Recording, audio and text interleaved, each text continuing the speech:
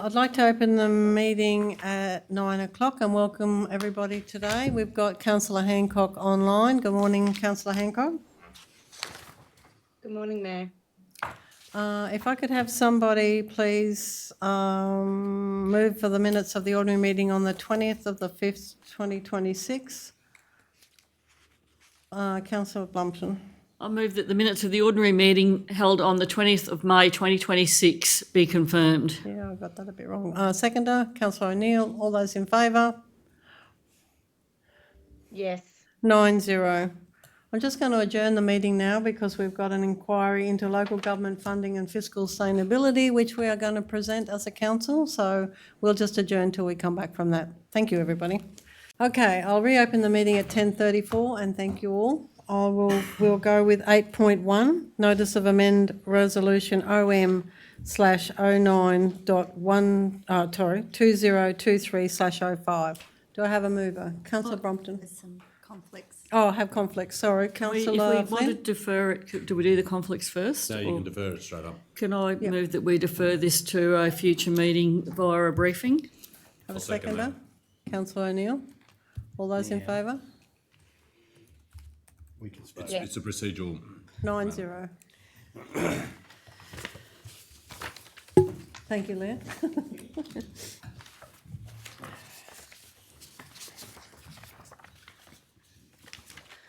10.1, consideration of elected member attendance 2026 Western Queensland Alliance of Councils, WQAC. Can I have a mover? Councillor Vincent. I move that Council 1 endorse the attendance of Councillor Wendy Taylor, Councillor Cameron O'Neill and Councillor John Birkett.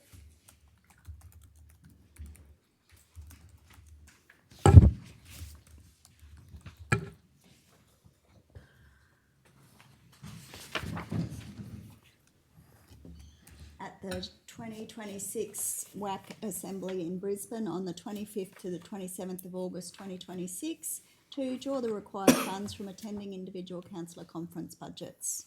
Seconded by Councillor Davis. Would you like to speak, Councillor?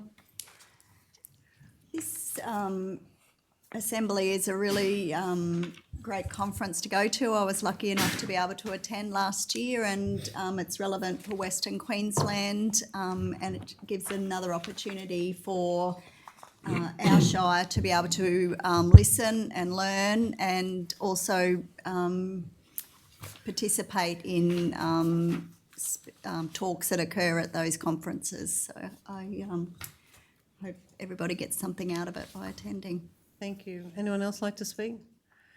Councillor O'Neill. Thanks, Mayor. I'm happy to speak and thank Councillor Vincent for the nomination of myself and the Mayor and Councillor Birkett to attend.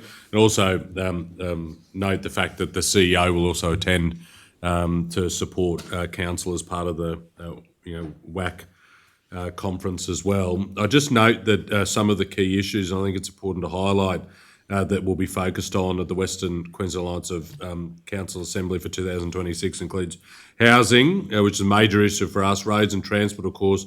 We've just spoken about at the inquiry into local government, the significant road network that we look after here in the region and the need for continued investment, connectivity and sustainability, water and sewerage infrastructure, that's a major issue for us and has been for a while, waste management. Of course, we're overcoming some significant challenges that we inherited this term from a regional context, which I'm sure we'll have more to talk about in the weeks ahead. Disaster funding, I think, is going to be a major topic at the WQAC, and we can see it there. And given the federal government's current position in reducing disaster funding for local councils, I think this will be a really important issue for us to be at the table on. Because it will directly impact our council and of course our community. The one that has really piqued my interest here, of course, is the regional airline services. It's something we've been advocating for a long time. We had that submission that we put in as part of the review into the regulated air services in Queensland. That's going to be a hot topic, and I note they're talking about having the minister there. Banking services, and of course the 2032 Olympic and Paralympic Games, which we've been talking about. How do we position ourselves, like many other local communities across the state in getting out a little piece of the pie when it comes to the investment that will come into Queensland as part of 2032. So being at the WQAC and these are the hot topics, I think it would be remiss of us not being at the table and to advance the causes from a Maranoa perspective. So I welcome this and I look forward to council supporting it. Thank you. Anyone else like to speak? Would you like to sum up, councillor? Let's go to the vote. All those in favour? Yes. 9-0. 11.1, review of procurement policy. Have some conflicts. Councillor Davis.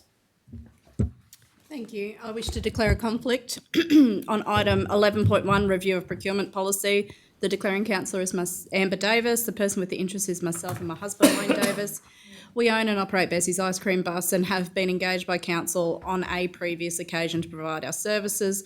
It's a declarable conflict of interest, and although I have a declarable conflict of interest, I do not believe a reasonable person could have the perception of bias. Therefore, I will choose to remain in the meeting and participate in the meeting. However, I will respect the decision of the meeting on whether I can remain and vote. Have somebody with some words? Councillor Oh, Will, O'Neill? I just, out of interest, are there other councillors that have a conflict on this? There's Councillor Birkett and... Councillor Hancock. Councillor- Yes, I do. Right, I'm happy to move, Mayor, that it is in the public interest that Councillor Amber Davis participates and votes on agenda item 11.1 because a reasonable person would trust that the decision is made in the public interest. Seconder, Councillor Vincent. All those in favour? 6-0. Councillor Birkett. Yeah, I've got a conflict of interest on item 11.1, review of procurement policy, declaring Councillor John Birkett, person with interest is myself. Particular with interest, I occasionally hire by bus to council for volunteers and seniors week. It's a declarable conflict of interest, and although I have a declarable conflict of interest, I do not believe a reasonable person could have a perception of bias. Therefore, I will choose to remain in the meeting and participate in the meeting. However, I will respect the decision of the meeting on whether I can remain and participate in the discussions. Just a typo. I occasionally hire my bus in the particulars. Sorry, Janice. You're right. Happy to move, Councillor Brompton? Yep. I move that it is in the public interest that Councillor John Birkett participates in votes on or agenda item 11.1 because a reasonable person would trust that the decision is made in the public interest. Seconded by Councillor O'Neill. All those in favour? 6-0. Councillor Hancock. I'd like to declare a conflict of interest on item 11.1, review of procurement policy, declaring Councillor Joanne Hancock. Person with interest is Strat Post News Pty Ltd, owned by my husband and I. Particulars of interest, council purchases stationery supplies on an ad hoc basis. Type of conflict is declarable conflict of interest, and the action is, although I have a declarable conflict of interest, I do not believe a reasonable person could have a perception of bias. Therefore, I will choose to remain in the meeting and participate in the meeting. However, I will respect the decision of the meeting on whether I can remain and participate in the discussions. Councillor O'Neill.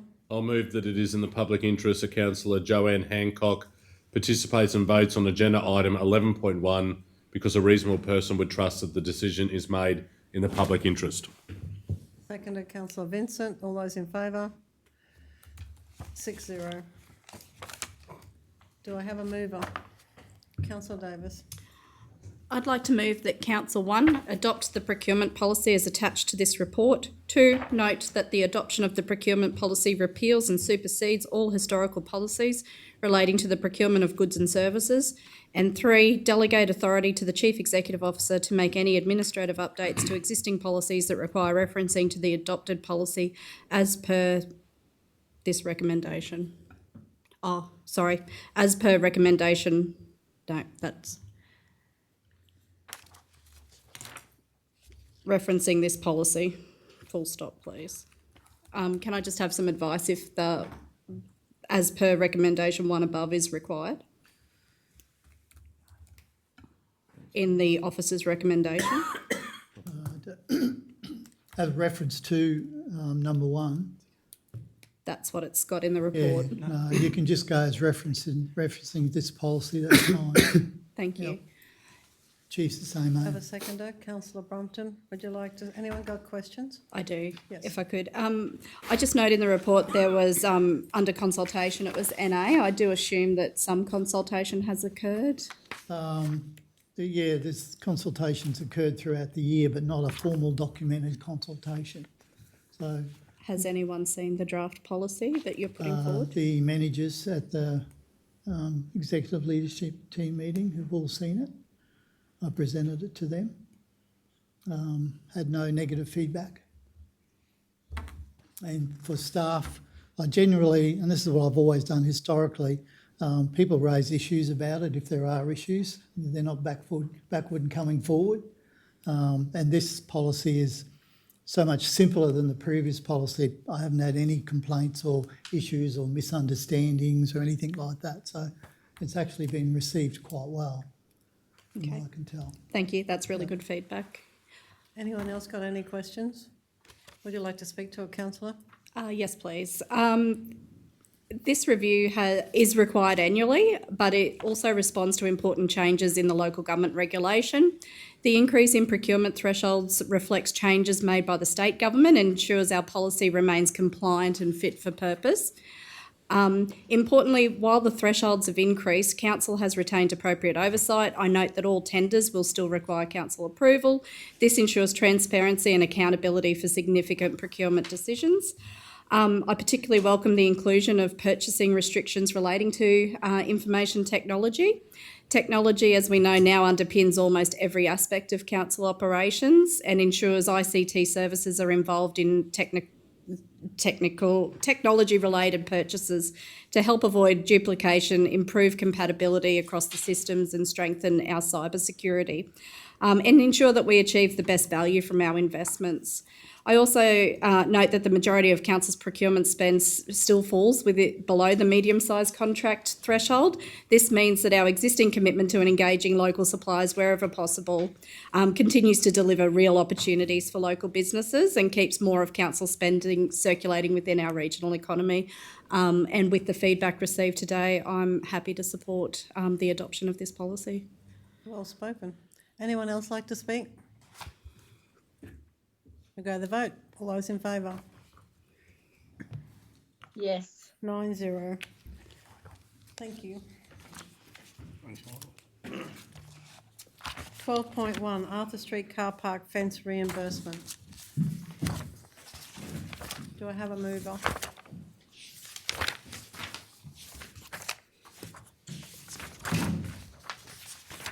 Do I have questions? Councillor Davis. Thank you. I'm just wondering, this wouldn't be the first time, but do we have a policy around or a process around what usually happens when an adjoining landowner wants, 50-50 contribution or how that conversation starts? From council's experience, I suppose we generally have a Neighbourhoods Act which governs the replacement of adjoining fences. That act does negate some requirements around parklands, etc., with council's responsibility to, go 50-50 contribution on those things. But that's generally what governs us currently. And is there a reason that the landowner shared with you that they didn't wait for formal correspondence, or, what was their time frame? Yep. So the landholder had done significant developments to their property. They had made a commitment to their leasee that they would be replacing that fence. So regardless, at the time, there was an email from myself where I gave them permission to replace the fence because they said they were going to do it regardless of the outcome. But I did make sure that in that email that there was no financial commitment from council with them wanting to push forward and proceed with that replacement. Yeah. And my last question is, while it's great to have received the quote under a separate cover, is there, like, the quote is the quote, the tax invoice is what was, the expense was actually incurred. Has that been received by council?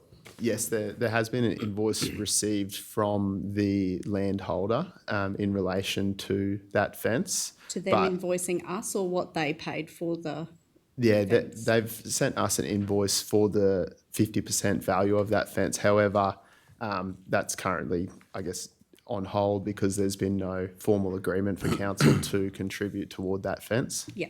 So what I was requesting is what they've actually paid. Council has not been given the original copy of their tax invoice that they have paid to the builder. Not to my knowledge. Sorry, just further though, the invoice we received was 50% of that initial quote that we had received for the separate cover, and that separate quote. So the value of the invoice we've been sent was 50% off the value from the landholder. I guess it's what I'm saying is it aligns with the valuation that we were originally given from that separate cover that's been provided. It's 50% of that value. And the fence that was built, it was part of the DA, that it had to be a better fence than was there? No, the adjoining property was not part of the DA. So part it of was the only DA. I believe the front fence was part of the development requirements. The side fence was not in there. Okay, thanks, Andy. Dictated what the side was going to be. Yeah. Councillor Birkett? Just happy to move. Oh, got another question? Only on that the quote is only for that one side and a couple of gates, like it's not for the front, what I'm assuming might be the front side. So is that not included? No, I believe that was separated out of their quotation. My understanding was that they separated it out because they were seeking funds from council when they got the quotations. Was my understanding. Councillor Davis? I move that this lays on the table until we can get a copy of the tax invoice of the appropriate work on council's boundary fence. Have a seconder? You don't need a second. don't need a seconder. You just, you can- All those in favour? Laying it on the table until get a copy of the original tax invoice? Well, a quotation is a quotation. I'm not sure. I'm not confident in the quotation and how it's spread out. All those in favour? Against? Yes, against. 3-6. So do I have a mover? I've got a I've got Got a question? My question relates to the funding of this. I see the officer's recommendation and there's an alternative in the report on page 99. The Jackson Street Roma Curb and Channel Project work order as listed, how much is still left in that work order? I would have to take that on notice. I couldn't tell you the exact value at this very moment. Sorry. Okay. Councillor Birkett? Anyone got any more questions? What are you I was just going to move the officer recommendation. You want to leave it? how are you going to move that when? Oh. We can debate it, I suppose. Do I have a mover? Or I'm gonna move. We lay this on the table to later in the meeting to get the answer to the question as to what dollar value is remaining in the work order WO 26009. all those in favour? Councillor Flynn? I'm against. Oh, sorry. Yes, Against? Sorry, 8-1. full, sorry. You're right, yep, 8-1. All right, we'll lay it on the table till later into the meeting. Yep.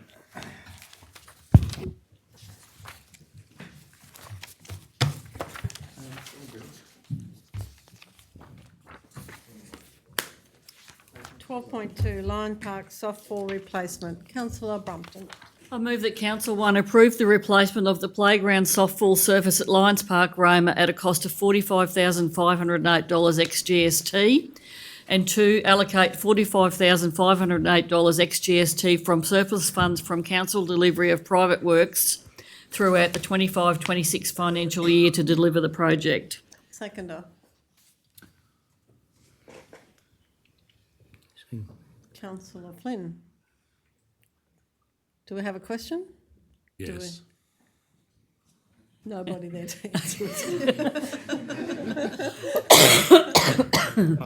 You can ask all you like.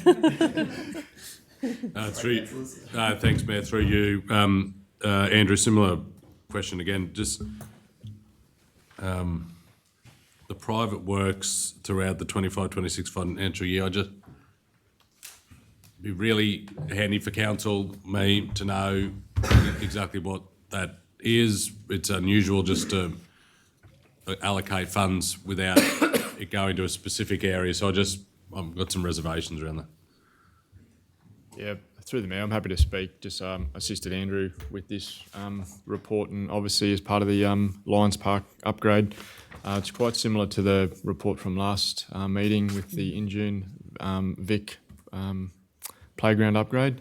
The private works is in relation to some work council's done throughout the year with main roads and that sort of stuff. So I understand. Sufficient budget there to cover the recommendation. I'm right. You're right. Okay, thank you, Deputy.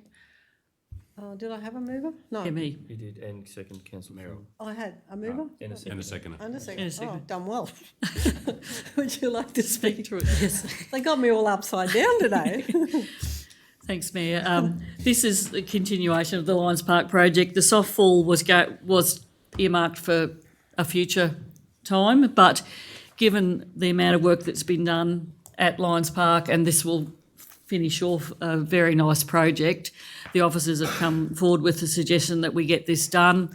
The Softfall is looking, it's well past its use by date. So to get this done, and when we do have some funding available to do that, and just tidy up this project will be really nice to do, and have a completed park that can all be opened at once then without further delays around future work around the Softfall. So I commend councillors to support this.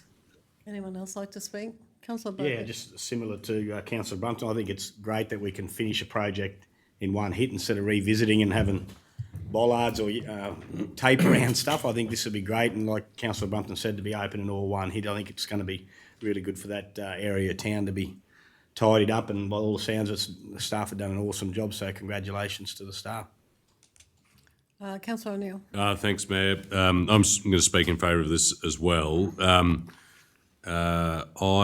think this will be a perfect example that we can point to in the months ahead and years ahead of where we have delivered what we said we were going to do, and that is that when we start a project, we're going to complete the project. And credit to the staff and the work that's happened to date, and identifying that there was a need to do this, and to be able to wrap it up at the same time where that broader development has occurred, so that when we do open this park, at the time yet to be decided, then it is complete at that time. I know from discussions that we've had here that there are desires to see further investment from Lions themselves into the play infrastructure, but being able to tie this into the overall irrigation and making sure we're not going back early into the new financial year to fix this prior to opening up what is a really exciting project for families and for our community, I think is a good step for council, and it shows that we are committed to where we can, wrapping it up and putting a bow on it and finishing it and walking away. And I've already had comments from users of the park and, of course, from Lions members how welcome the investment into not only the grass has been, but to the new toilets as well. I think this will be a complete project, and one that we can, both as a council in this room and as a council more broadly with the team, be very proud of. Thank you. Anyone else like to speak? Would you like to wrap up, Councillor?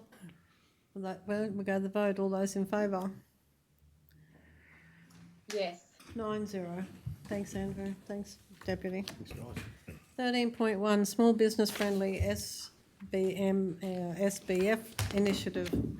Councillor Davis. I'd like to move that council approve the signing of the small business friendly commitment document by the Mayor and the Chief Executive Officer. Seconder. Councillor Vincent. Yes.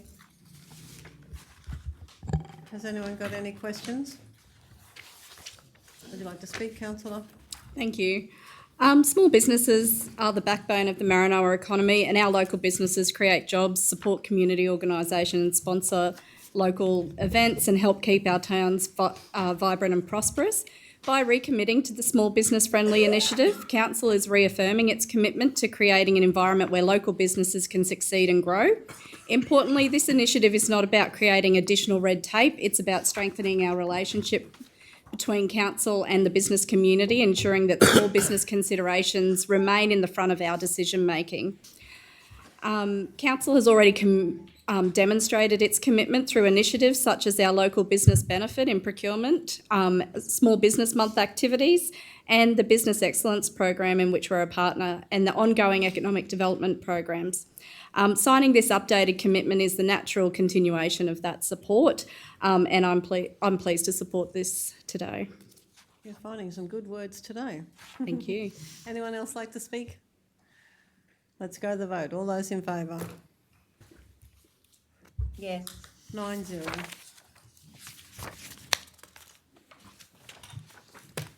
13.2, Santos Festival of Rugby 2026. Councillor Davis. Thank you. I'd like to declare an interest in item 13.2, the Santos Festival of Rugby 2026. The declaring councillor is Amber Davis. The person with the interest is myself and my husband, Wayne Davis. We own and operate Bessie's Ice Cream Bus, and we would take the opportunity to be a food vendor at this event. It's a declarable conflict of interest, and I'll leave the room while the matter is discussed and voted on. Thank you.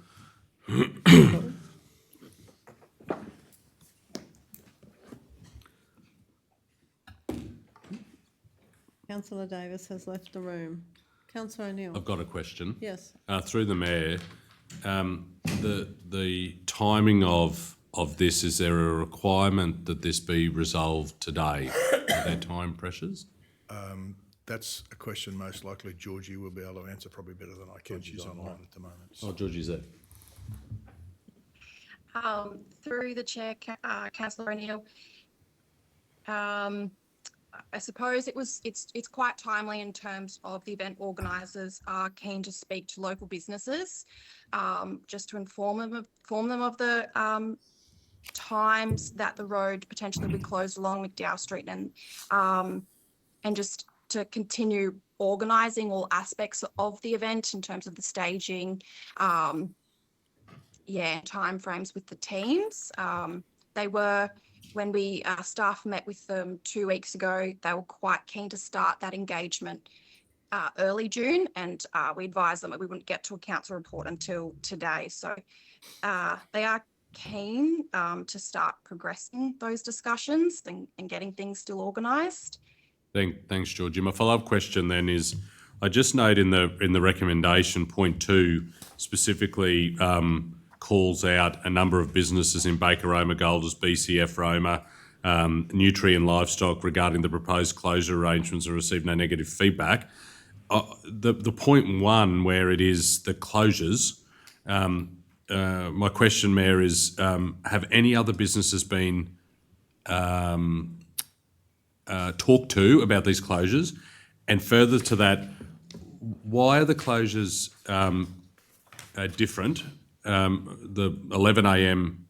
for the stage, I mean, that's probably self-explanatory, but the 2 p.m. on the western end to the 1 p.m. to the eastern, and that's different to the timing that we use when we close the street for the annual Christmas street party, which has a very similar start time. So I'm just interested to understand where we've got to in terms of those times. Through Mayor, Councillor O'Neill and councillors, for your first question in terms of the other businesses and if they've been liaised with, Santos organisers have informally spoken to several businesses along McDowell Street, notifying them of the event. So far, they haven't received any other critical or negative feedback from those businesses. If anything, they're trying to work the best that they can. They've advised businesses that they, wanting to invite the Queensland Reds and New South Waratahs teams into their businesses and encouraging them to stay open longer into the night, similar to what we do for the Maranoa Christmas Street Party. I suppose they haven't formally gone along McDowell Street businesses yet because they're waiting for council to give them a time indication of when that street closure would be. So that's why they haven't done their formal announcements, but the Santos event organisers locally have spoken to a number of businesses along McDowell Street, just informally notifying them of the event and what the closures would look like.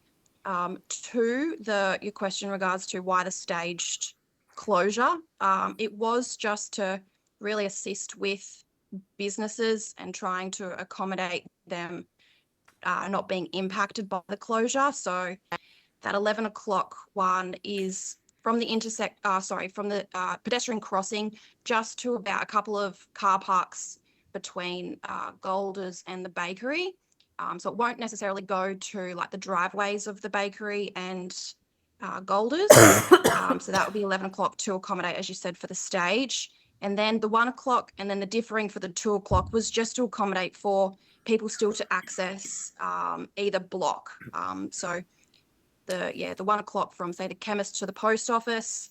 And the timing for that is to allow, they're wanting to bring in artificial turf, white picket fences, lounges and equipment. I suppose more than what we bring in for the Maranoa Christmas Street Party event, and then the 2 o'clock for the other side, and then they'll start setting up the same sort of thing on that end as well. They are doing kids activities, which take up a bit more time in terms of setting up between that Arthur Street to Wyndham Street section. So just needing a bit more time. In terms of for the Maranoa Christmas Street Party, we close the street at 2:30, so there is a 1.5 hour difference from that 1 o'clock closure for them there. And then similar timeframes for packing up will be that 10:30 time that we do the same for the Christmas Street Party event. Thank you. Georgie, I just have a question. Number 3 says provide financial and in-kind, maximum value of 30,000. How much is the financial? Mayor, so the 15. quote that we've received for the traffic closure is the 22,420. And then to allow for the in-kind assistance work, we've allowed for $5,000 there. The buffer up to the $30,000 is just to allow if there is any additional costs incurred from the traffic control. However, we will seek additional quotes and we'll, I suppose, re-look over if we did get other prices that were cheaper from other traffic control companies as well. As well as the additional budget of 15,000. So we've got $15,000 currently sitting in there against that work order, and we've tentatively put a note for the additional 15,000 to make it 30,000 pending today's council meeting. It's just moving money into that account. It's not 30 plus 45. Through the chair. It's 30 plus 15. No, through the chair, it's a total of 30. Yeah, sorry, it's not 30 plus 15 to make 45. It's a total of 30. Moving 15 into that work order to allow the 30. Is that how that reads? That's how I read it. Okay.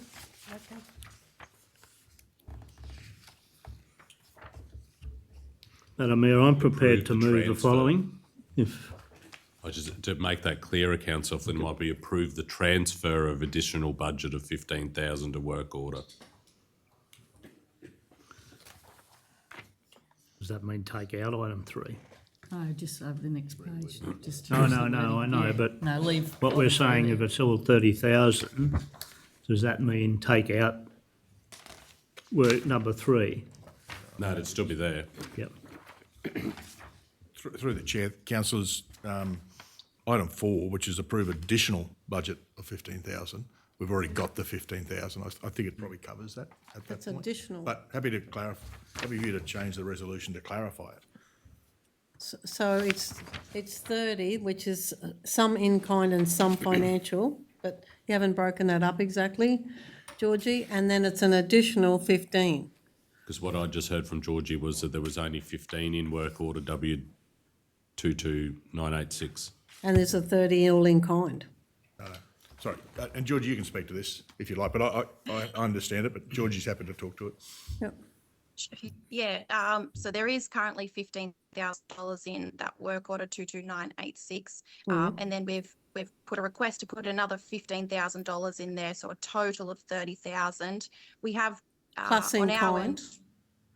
No, that's including that. So in that 30,000, we've got a breakdown of we've put $25,000 for materials and services, and then the $5,000 where the in-kind assistance will come out of there. So there's a total of $30,000 tentatively sitting there into that work order, which includes both the cash component for the traffic and then the in-kind staff component as well. And so as they do the in-kind, there's a monetary value of the in-kind. It will be drawn out of that work order.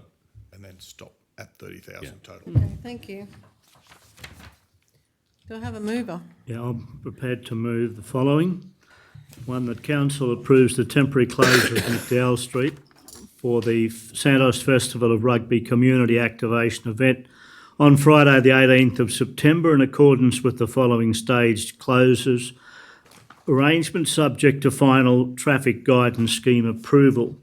A, the closure of Arthur Street, McDowell Street pedestrian crossing area and provide access to adjacent businesses' driveways from 11 a.m. B, closure of McDowell Street between Hawthorne and Wyndham Streets from 2 p.m. C, reopening of all streets by approximately 10:30. 2, note event organisers have consulted with Baker Roma, Golders, BCF and Nutrient Livestock regarding the proposed closure arrangement and have received no negative feedback, and that organisers continue to negotiate with McDowell Street businesses over the traffic arrangements.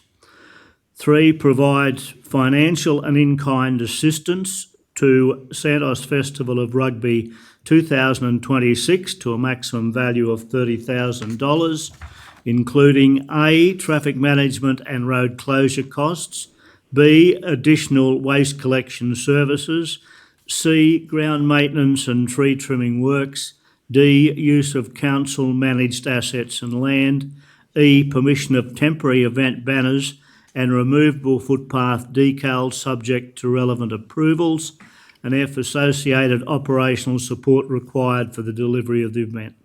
4, approve additional budget of $15,000 to work order W22986.2571 Santos Festival of Rugby, and 5, delegates authority of the Chief Executive Officer to finalise operational arrangements required to facilitate the event. Did we get the first bit right? Can I just check, councillor Fellini, are you suggesting that rather than shutting from 1, the whole lot shuts from 2? Whole lot shots That's from what 2, you're that's moving? my thoughts of what councillor O'Neill questioned are.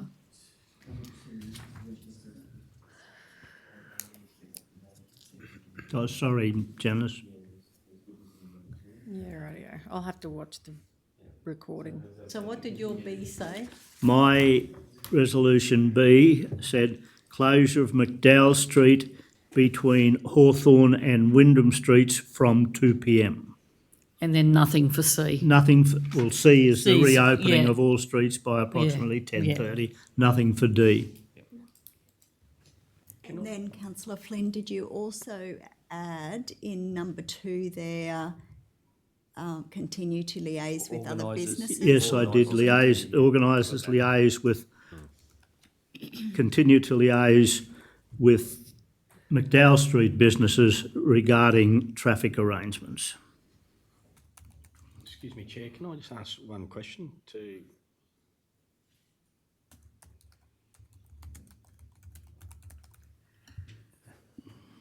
Excuse me, Chair. Yeah, sorry. I was just reading what was coming up. Can I ask one question to Yep. Officer Georgie?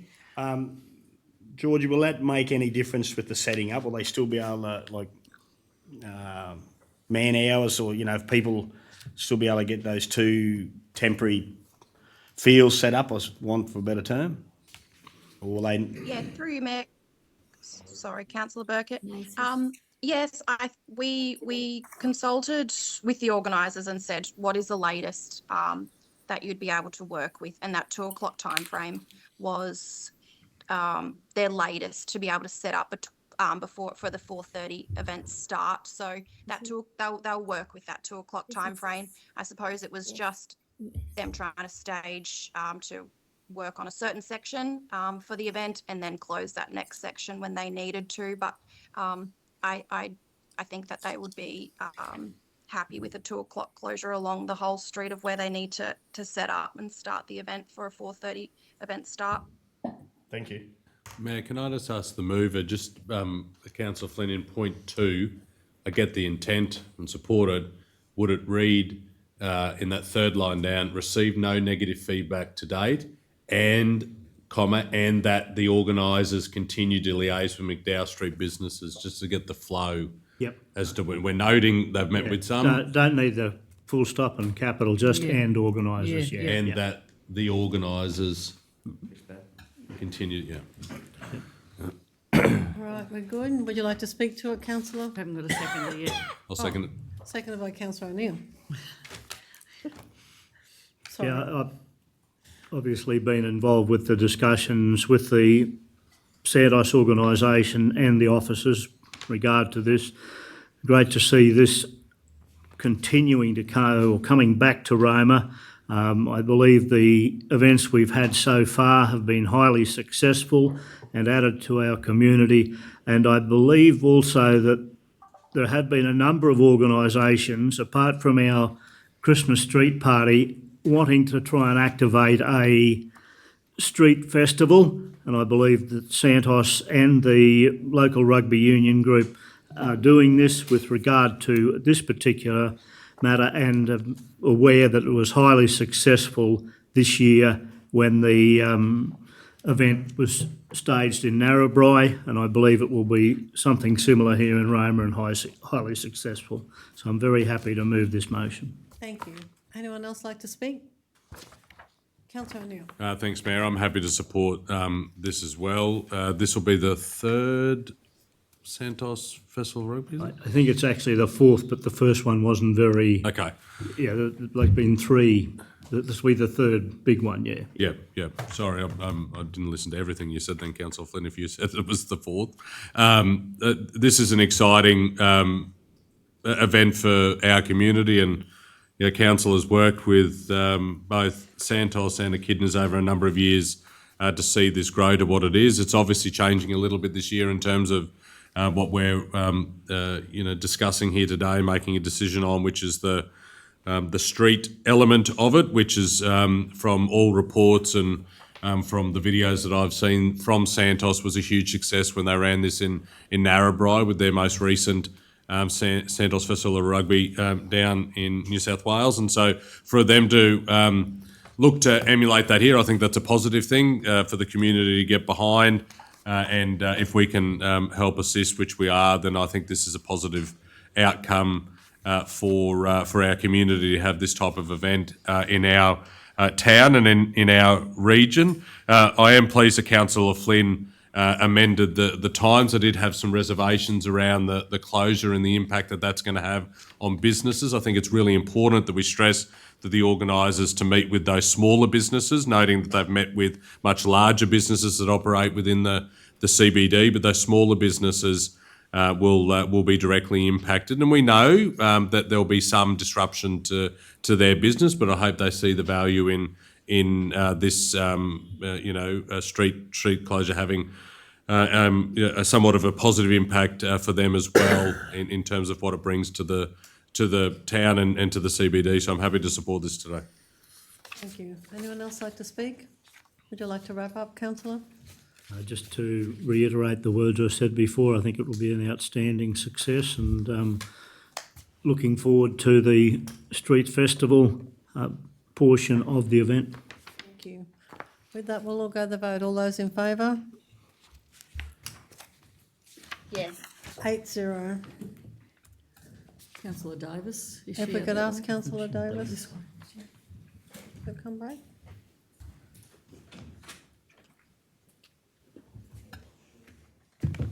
Morning, Logan. Thanks for pointing that out, Councillor Vincent. I see it now in the report. It stands out once you know it. Councillor Davis is back in the room.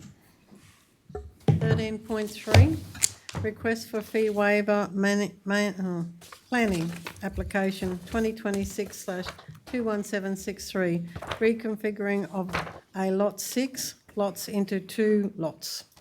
Do I have a mover? Councillor move. Flynn. I'll move the resolution to approve a waiver of application fee of $805 for the reconfiguring lot boundary realignment 6 lots into 2 lots at 2194 Springfield Road, Urella, and 2, issue written notice to the applicant advising that the fee waiver has been approved, the application is deemed properly made, and the confirmation period may commence. Have a seconder. Councillor Birkett. Has anyone got any questions? Councillor like to speak? Yeah, this has been a fairly lengthy discussion in the planning area. The application has actually been in process now for somewhere in the vicinity of 18 months. There have been 2 previously submitted applications that were assessed by council, and on external advice there was challenges to these to the applicant, and this cost significant time and money, so we believe that the writing off of this fee waiver is in good faith with the applicant and to see the continuation of the project. Thank you. Anyone want to speak against? Anybody else want to speak for? Let's go to the vote. All those in favour? Yes. Against? 7-2. Thank you. Thanks, Logan. Oh, you've got another one. 13. I'll talk about this statement of reasons there later. I think Councillor Flynn expressed them there, but we'll capture that later. Okay. Can you just note we need a statement of reason on the bottom of that one, Janice? Got to do it now. Yeah, just that Ellie did sort of comment there. Yeah. Just the wording wasn't captured up here, that was all. We'll just capture it now. Do it. Yeah, we can do it. We'll do it now then. Okay. Statement of reason is that we just, I think that was emailed through there. There was an email There's from an the email officers. yesterday from Danielle There's a paragraph and Jamie bottom of the resolution. Just below the with an resolution. with the alternative resolution.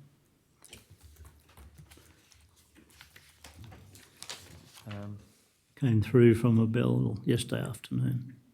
Yeah, I was trying to find it. I'll just resend it to you. OAM reported, OAM. Jindrothia. is that good enough?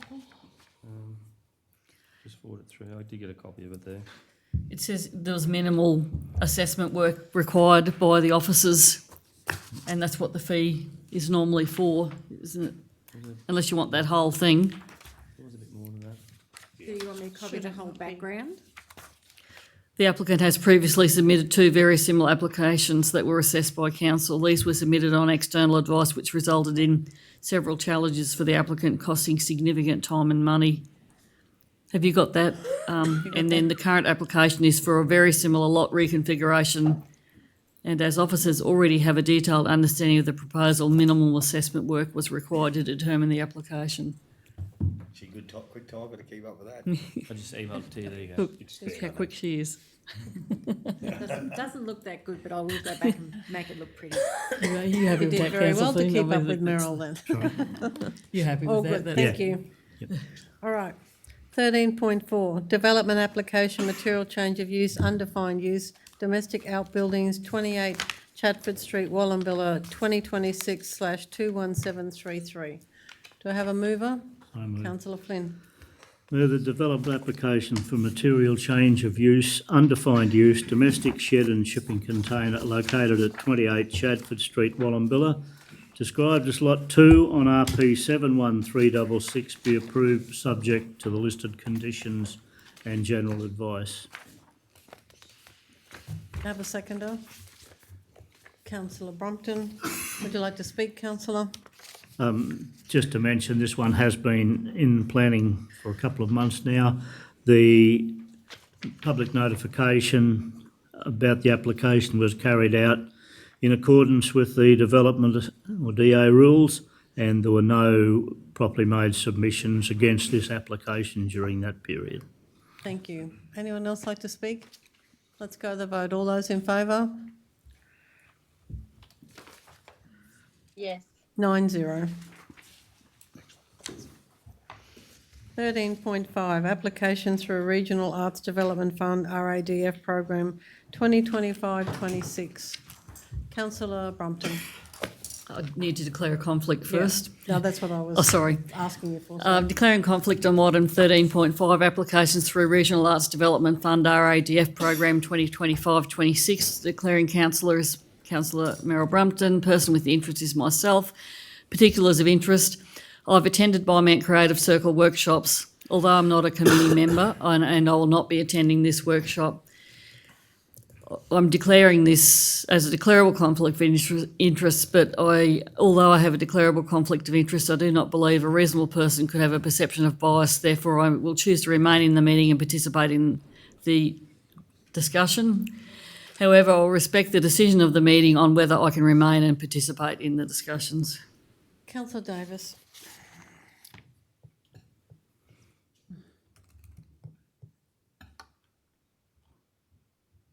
I move that it is in the public interest that Councillor Merrill Brumpton participates and votes on agenda item 13.5 because a reasonable person would trust that the decision is made in the public interest. Seconder, Councillor Birkett. All those in favour? Yes. 8-0. All right, 13.5, Councillor Brompton. I move that Council 1 endorses the RADF Committee's grant assessment recommendations and approves funding from the RADF budget GL 2885.2250 to support the following projects. A, Yimbaya Maranoa Roma Workshops 26 project to the amount of $7,030, and B, Felt Like Stitching in Roma Workshops to the amount, Janice, of $1,380. 2, approve the funding of both projects contingent on the use of $3,469 from the 2026-27 RADF budget, representing the shortfall in the 2025-26 budget for the projects, noting that both initiatives will actually be delivered in the 26-27 financial year. Have a seconder? Councillor Seawright. Do we, can I just ask? We don't normally spend it before we get it. That's why the wording has probably been That's altered why slightly I was going to there, speak to it. from the original, if you note, the wording Councillor Brumpton's used there, saying contingent on it, so it's slightly different wording. Can I ask a question as well? Just with the Bimount Creative Circle one, they're bringing in a artist to do the lessons. The Yimbaya, they're just doing it all internally? Is that what's happening there? Or are they bringing in artists from outside to do their workshops as well? Yeah, through the chair, I believe the Yimbaya Arts Collective they've got a collective of artists from all around, some from Mitchell, some from Brisbane, that'll be coming out to deliver the workshop. It's to coincide with the exhibition that they're opening at the Roma and Bungle Gallery, and also ties in with NAIDOC Week celebrations as well, so it's over that weekend. And sorry, what was the question to the Bymount one? Oh, no, that was, I was just comparing it to the one that they're actually bringing an artist out to learn from, where this one's just, the Yimbaya one is just all internal. But there are people from away. Yeah. From away as well. Yes. Okay. I can speak to the budget why we're proposing that. Is that Yep. Please. this is the first time RADF has been fully committed, as far as I'm aware, talking to previous councillors. So we've been trying to encourage people to apply. But I mean, RADF, we've normally had a rollover into the next years, even though we haven't endorsed our budget for next year. We know there's always RADF funding every year, and it's not a special line item that we actually approve through council. It's within my understanding is it's within the budget of the area. So, and because both of these projects are actually going to occur in the next financial year, we couldn't see a problem as a committee in recommending this to council. Councillor O'Neill? That was going to be my question. The difference here with RADF is that it's a rolling application, isn't it? Yes. There's no open and closed period. It's just No. when you get them. Yeah. Okay, I'm comfortable with that. Which has worked really well, because as Councillor Brumpton said, we would always have money left Yeah, over because yeah. nobody, so I think it's great. I was just concerned that you're spending what you don't have, because when I had it, that didn't happen. But for the wrong reasons. Not a reflection on yourself, though. Just saying, I stayed in budget. All good. Has anyone else got any questions? Would you like to speak to it, councillor? Okay, yes. Following on from that, it is very exciting to see two more projects coming forward, and that RADF is being actually used, and I think people are becoming more aware of it. And the next agenda item is more also about RADF and some plans to make the guidelines easier to understand and to do some advertising as well. So it's nice to see the variety of arts programs that we're getting coming forward. We had some singing last time, and so it is really nice to see the expansion of this program, and I think people becoming aware of it, and us seeing the variety of submitted applications, and I encourage everyone to support this. I agree, and I think, it doesn't matter, I can't speak youth slogan, doesn't matter. Anyway, I think it's a great thing, and I think the community really appreciate it as well, because I've had a lot of feedback with that as well. So, all right, on that note, we'll go to the vote. All those in favour? Yes. 9-0. 13.6, new RADF committee terms of reference and new RADF guidelines for applicants. Councillor Brumpton. I move that Council endorse the revised RADF Advisory Committee terms of reference and the updated RADF guidelines for applicants as presented. Seconder. Second. Councillor Hancock. I've got a question. Sorry? I've got a question. You got a question? Yep. Through the Mayor, page 169 of our pack, so page 2 of the terms of reference, just in relation to the terms of membership, this has been tinkered with? Yeah. Is it enough? Because when I read this, and we have struggled at different times to get committee members, and when we've got good committee members, they reach their 4 years. The way it reads, members who have completed a continuous 4-year term may take a 12-month break rest period before being eligible for re-election. If no suitable candidates apply for the vacant position, an ongoing committee member may remain on the committee at the recommendation of the committee to council until a suitable candidate is identified. I would have thought we've identified that candidate and it's the same person, we'll just keep them in there. I just think that wording suggests that we'll give you the job until we find someone better. Yeah, maybe we should have said for a further 2 years, or, I mean, this has been consulted, but it's good to hear a different viewpoint around that. We were trying to give the option, and it does, happy for the officer's opinion, but Through the chair, we've also tried to sort of, with further up where it says membership, we've also got the committee will consist of 6 to 10. So it gives us a little bit of flexibility if there are members that weren't able to remain, that the size of the committee can fluctuate if need be. But yeah, happy to take recommendation for change of wording. Do we actually need a term limit?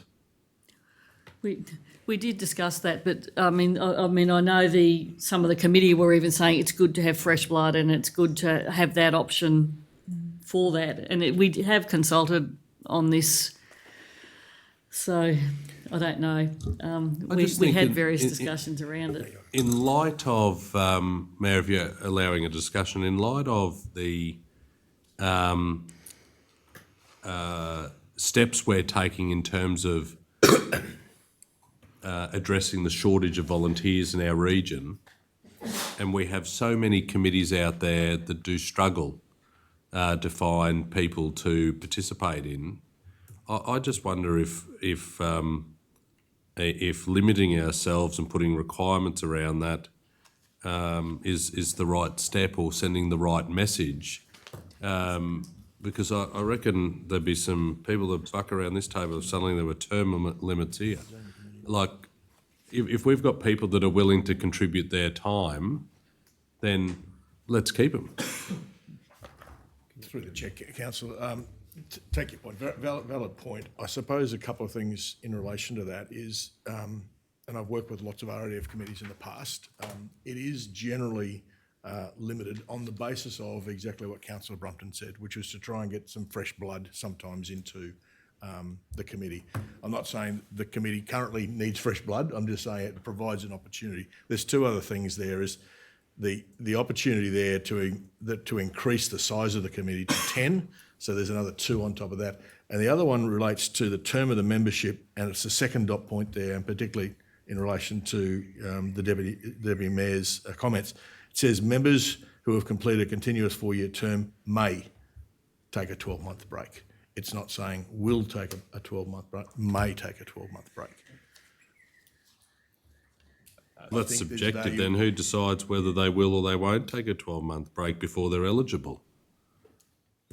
I don't know, I can't answer that question. I appreciate it could be either or. The committee's asked them to take a break, or the committee member decides they want to take a break. In the third dot point, could we just change the word suitable to if no replacement candidate until a replacement candidate is identified? I had a suggestion through the Mayor too, further to that, Councillor Vincent, if it's all right. Along those same lines, I just thought, if we basically had point 3, but, if no new suitable candidates apply for the vacant position, or an outgoing committee member may remain on the committee at the recommendation of the committee to council, and then just remove until the last section that says until a suitable candidate is identified. I mean, I take Councillor O'Neill's point on the original point on that one. It is up to council to endorse membership, so I think there still has to be a process where any extensions come to council. Councillor Hancock?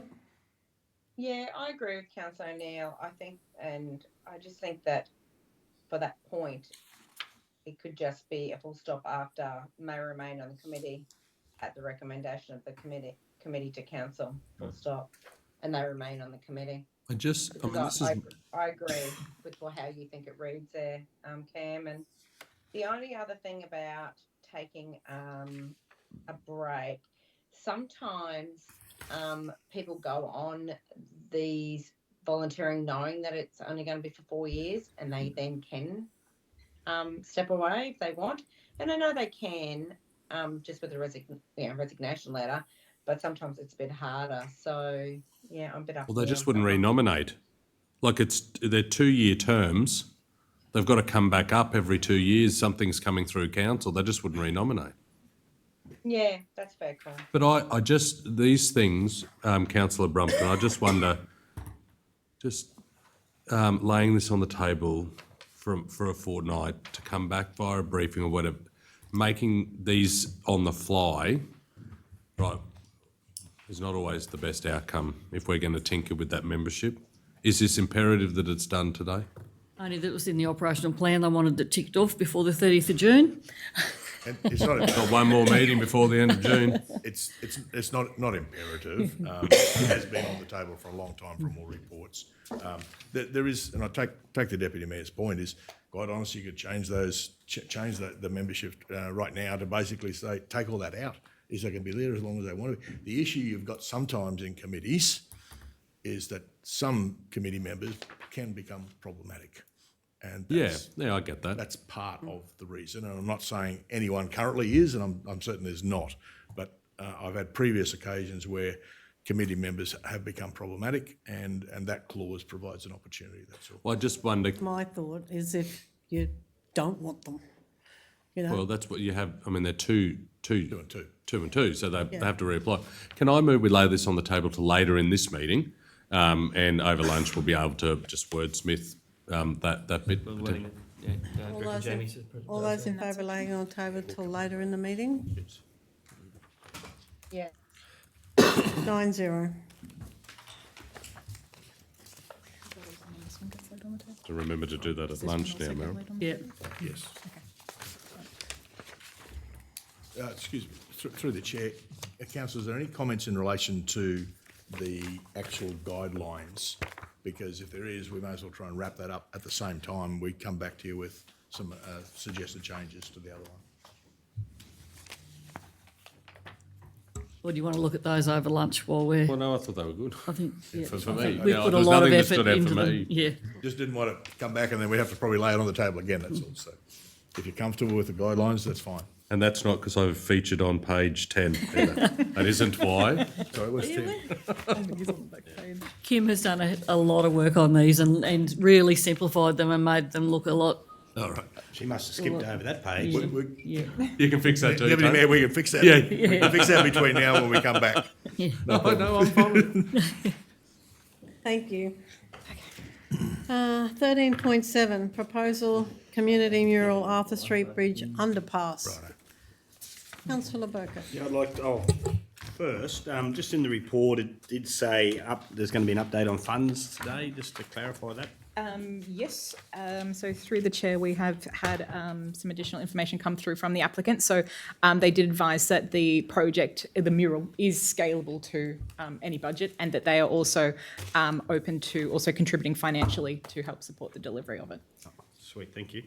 I'd like to move that Council 1 endorses the delivery of a youth-led community mural at the Arthur Street underpass and Dungagoo pathway, subject to final design approval and compliance with council requirements.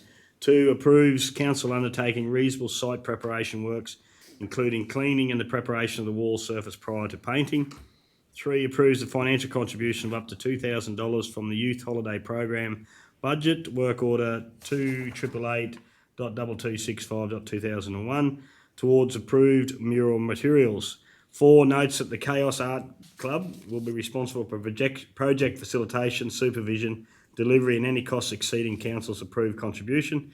5, authorise the Chief Executive Officer or delegate to finalise project details, including design approval, site preparation requirements, risk management measures and any required internal approvals. Have a seconder, Councillor Brumpton. Councillor O'Neill. I'd like to move an amendment. I'd like to propose that that Council 1 endorses the delivery of a youth-led community mural at the Arthur Street underpass of Concept 1. 2 would remain the same, 3 would remain the same, 4 would remain the same, and 5, it would be authorise the CEO or delegate to finalise project details, site prep requirements, risk management measures, and any required internal approvals. Just on that, before, so this is not going out to, this concept here, have yet to go on out to the youth that could potentially be involved. So the Chaos Art Club, this was the concepts that they'd provided to us, and that was through consultation through their group that they engage. Yeah. Not necessarily so it has been around this community, or? I don't believe so. No. I'd like to see it. Councillor Vincent? Is this project only coming to us because it's on the Adungadoo walkway rather than the youth holiday program? Because we usually just do this sort of things within council normally, don't we? I suppose, Council, the reason it's in front of you now, it's a fairly high-profile walkway. Yeah, and so it's we more about the walkway itself is, than yeah. the youth Yes, holiday program. It's Yeah. more about the walkway. The funding, we believe, can come out of our youth Yes. program. But yeah, it's fairly high profile, and we just didn't want to provide approval at an operational level and then have questions asked about what we've done, that's all. So. Thank you. Councillor Seawright? Just into Councillor O'Neill's amendment, is that, say, the one design going to be over the entire thing, or can it be done separately on each wall, or it just kind of looked a bit funny from one side to the other, I figure? Through the chair, I guess that would depend on the mural, what the Chaos Club are able to sort of identify the budget will allow for. We did discuss that the ceiling of the underpass would definitely be painted a solid colour, but yeah, it is hoped that it'll be able to stretch along the full scope of the wall. So that'd Both be sides. both sides. So you paint the same mural both sides, or? Yeah, it would extend along, yeah. Are we? I've moved an amendment Yes, so there's. I'm waiting, yep. Yeah, I don't accept. I'd like to see that. So then it doesn't accept, is there a seconder to? It's, Councillor Davis is seconding the amendment. Would you like to speak, Yes, thank Councillor? you. Thanks, Mayor. I think it's really important that we give some guidance here. My initial thought when I saw this, before I read the report, was I didn't like any of them, to be fair, and I didn't think that's what we should be doing. Having now read the report and seen the area, this would actually uplift this part of the Adungadoo pathway, which needs a bit of love and care. I looked at all of these designs, and I think we need to give guidance on this, and no disrespect to our CEO, but take it away from Rob. We've already done this to him previously, giving him the decision on Amby. I think if there's an option for us to do this in the room, we should own that decision. The reason I looked at concept one was because the Adungadoo pathway is a nature walk. And the bird life that is along the Adungadoo pathway is exceptional. Kookaburras, blue-winged kookaburras, endemic to the area, and there's a lot of them down on the Adungadoo pathway. So that's why I chose concept one. I think it ties in very nicely to that area, and was the one that stood out the most in terms of adding something bright and colourful and nice that ties into that pathway that ultimately leads down to the big rig. So I think today we should be making a decision on what it looks like. Great to get the youth involved, great that it's part of the youth program, but I think we need to give some guidance and a particular standard of what we're looking in terms of that space. So that's why I'm moving the amendment. Can I just ask before we move on, Kim, these are the only 4 options? Like, if we didn't pick an option today, what would that look like? Through the Chaos Art Club were definitely open to new designs or incorporating different elements. If there was a strong feeling of including a bottle tree or something like that, they were certainly open to different designs, yep, or elements that you'd like. It didn't have to choose one today. No, but they did have they were hoping to do this project from the week beginning the 22nd of June, which doesn't leave a whole lot of time for approvals if Thank that's you. Anyone against? Councillor Birkett. Yeah, I'm definitely not against the project. I just think that one good thing about having local youth involved, it gives them a bit of ownership on the project, and there's less chance of them going down there and ruining that project with graffiti. So if these kids have got, and we can still go with a nature theme, and but I think tying it into one set thing, and to Councillor Seawright's point, there's 3 sides technically to this tunnel. So I think we can still have the nature theme, but give them a bit of ownership, and I just think that that way I think it'll be a better project in the end. But hearing the timeline is going to restrict that. But I think, I don't know, that's the only reason I think the youth will definitely have a bit more ownership if they get to choose. Anyone else for? Councillor Vincent? Yes, I support this amendment here. I think when I look at number 1, I too see the Bungle Creek there, although it's blue and not brown. But and the kookaburras, they start on the Today Show earlier this week, so I think it's got a real home there. And to Councillor Birkett's point, I think this design could be spread across, spread out. There could be more than one kookaburra, just of a, that matches. The creek line could be extended to go right around the walkway, the underpass there. So I think there's ways to adapt it as an artist, that one as well. So I'm happy to support the amendment. Thank you. Against? Councillor Searight. Just in support of the overall picking a concept, but in regards to Councillor Birkett's point, I'd like to see as much detail as we can get onto that. To Councillor Vincent's point of it maybe stretching the whole way, perhaps the wording needs to actually be changed to in the amendment to actually reflect that. So we can get all that detail. I do also support Councillor Birkett in the fact that it actually, can possibly be a lot more input from the kids, in particular if they don't have to stick to this exact plan. And I'm happy to let it sit with the CEO for that decision. He's made some pretty good decisions with, the Amby Hall.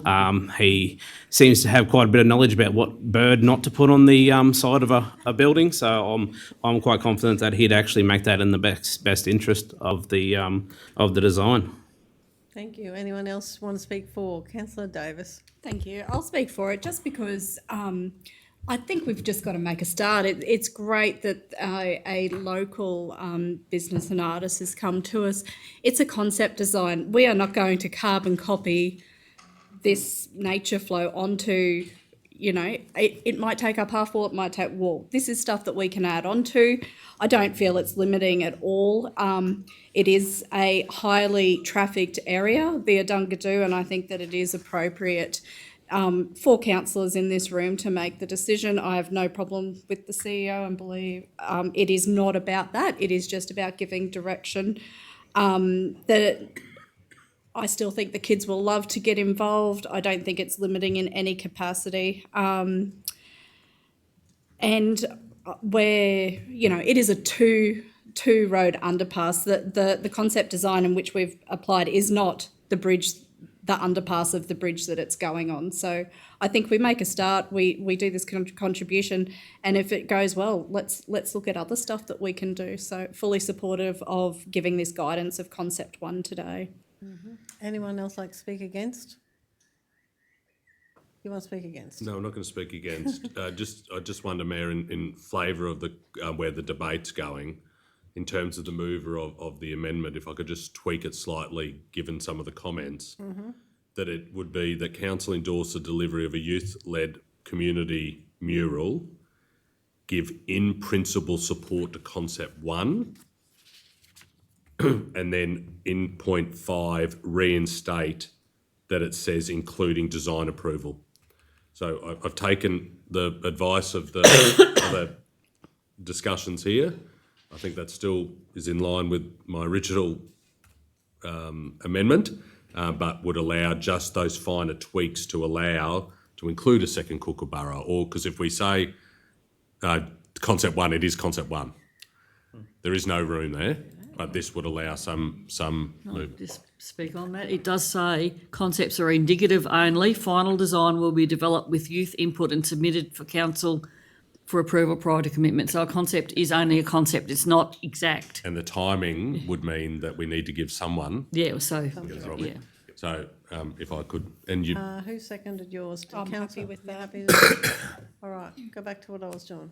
Or was it? Anyone else want to speak? I'd like to speak for the amended.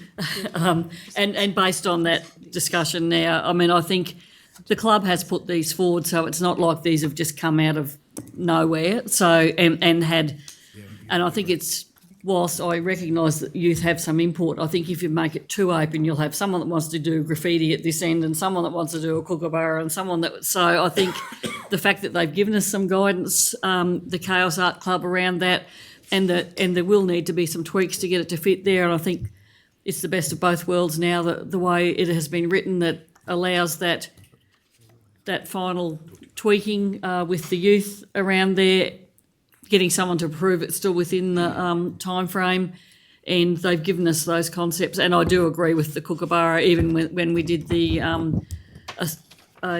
citizenship down at the big rig and the kookaburras were there. It's something that little area is very well known for, so I think it's lovely to have those identified there. All right, does anybody else want to speak? Do you want to sum up, Councillor? Thank you. Councillor Hancock. Thanks, Madam Mayor. I'm going to support this because I think that, as Councillor Bruff just said, it's just a concept. But what we're saying is that concept one is about nature flow. And so that's the theme that we want, and that's the concept we want to be able to take. And so, just like Councillor Vincent said, they can extend that. They can add maybe some other animals that live along the river. So it's not taking away creative flow. It is just saying that we want it to be in line with the concept one, which is nature flow. So that's why I'm supporting that today. And I also want to congratulate this group to come forward with a youth-led initiative to enhance our school holiday program and to support creativeness within our youth. So that's why I support this today. Thank you, Councillor. Would you like to sum up, Councillor? Yeah, thanks, Mayor.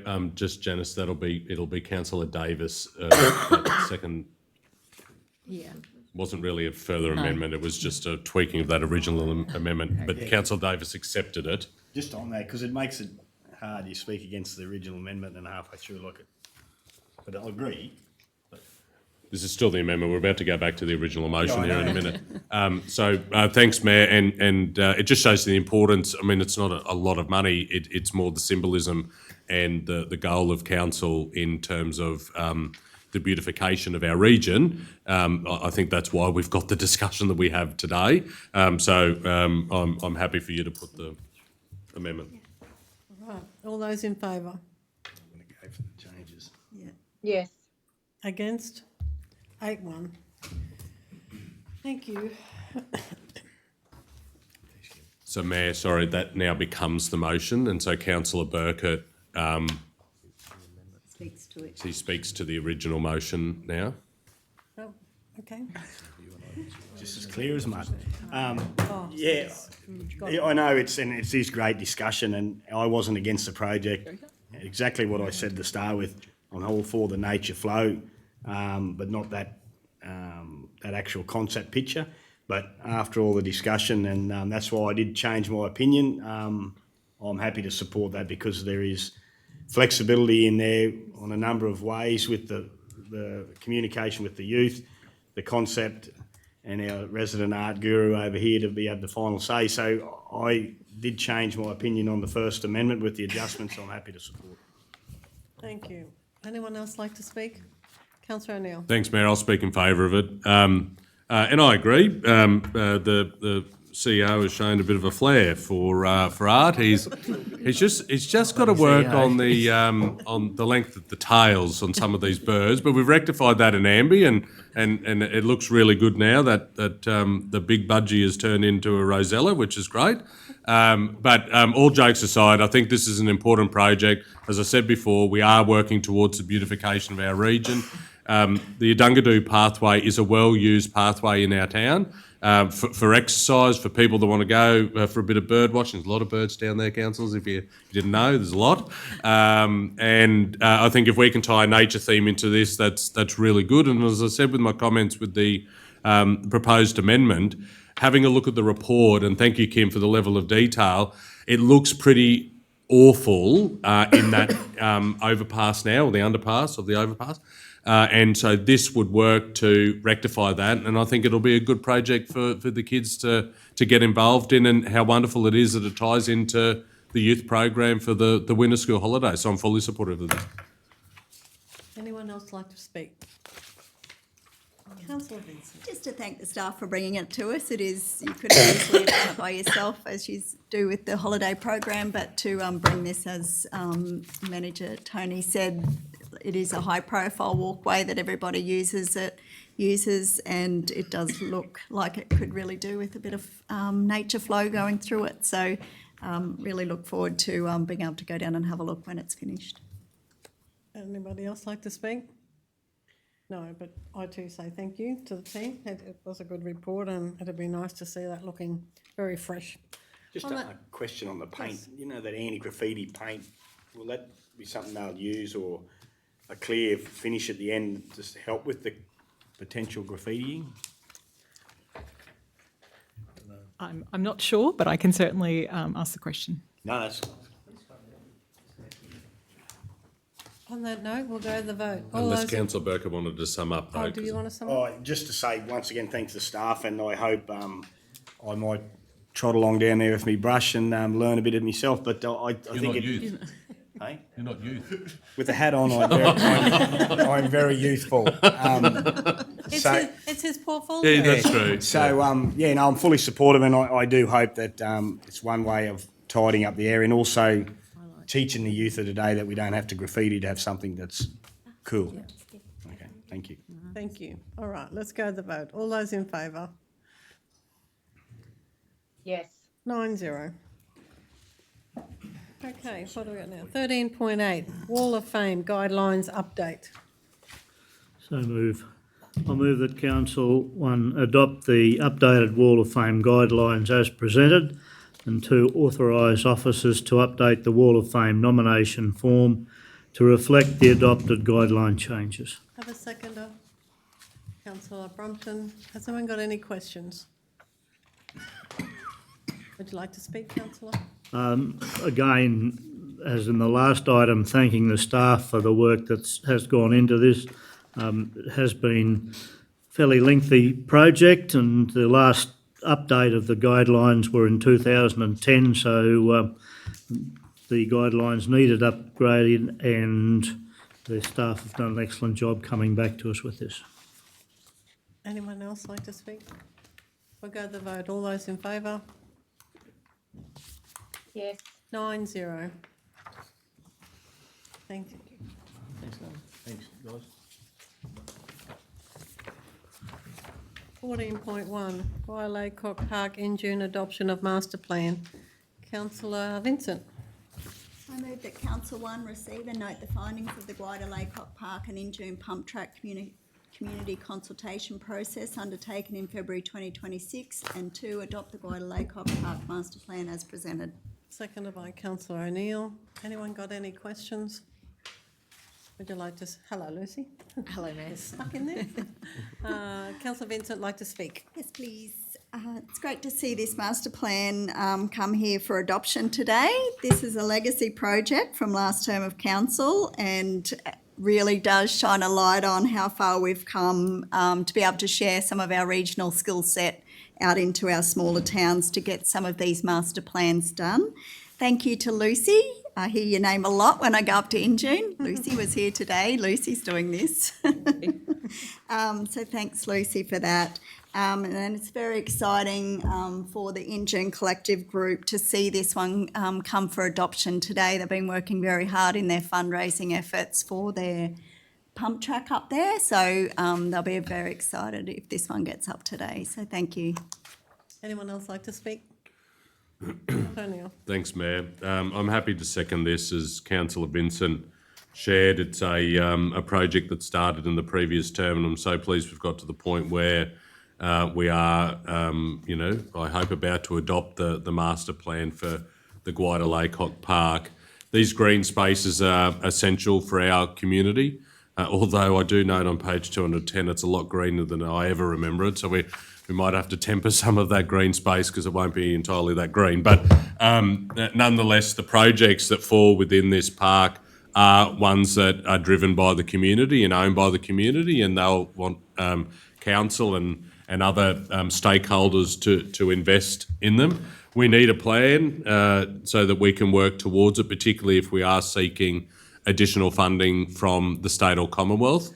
we can lean into this plan and show them that there has been that extensive community consultation and the need and the want is there from a local level. So I think that's really important. All credit to you, Lucy, that you've managed to do this while you are managing the largest project that we'll see in a long, long time in the region, which is, of course, is the Denise Spencer Pool. So thank you for your efforts in making this a reality in terms of a plan. And now it falls to council to start to implement it. And I'm sure we'll have some exciting things to talk about in the near future. But for today, it's wonderful to see the master plan here and for us to adopt it. Thank you. Anyone else like to speak? Councillor Bumpton. I'd like to speak for this too. Firstly, as Parks and Gardens portfolio and for someone who spoke a lot about livability when I stood for council. And also from about the first meeting we were at, I heard Councillor Vincent talking about Laycock Park and I knew that she was very keen on seeing some progress with that. So It hasn't stopped. And no, it hasn't stopped, but it is really nice for the community to see this happening.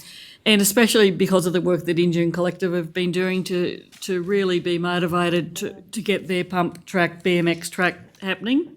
And I too would like to thank Lucy for the work that she's done. I went up there when some of the consultations were on, and it's really exciting to see progress towards this for Injune. Anyone else like to speak? Don't know what you're going to do in your free time when you don't have the pool. So I was thinking. I'm sure there will be a few things. All right.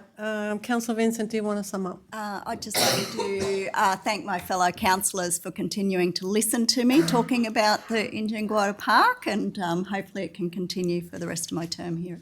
Always been a fine thing. Thank you. I'll just wait for Councillor Bumpton. You're right? All right. With that, we'll go to the vote. All those in favour? Yes. 9-0. All right, 14.2, Surat Recreation Ground, adoption of the master plan. Councillor Hancock. Happy to move. Thank Are you you. ready?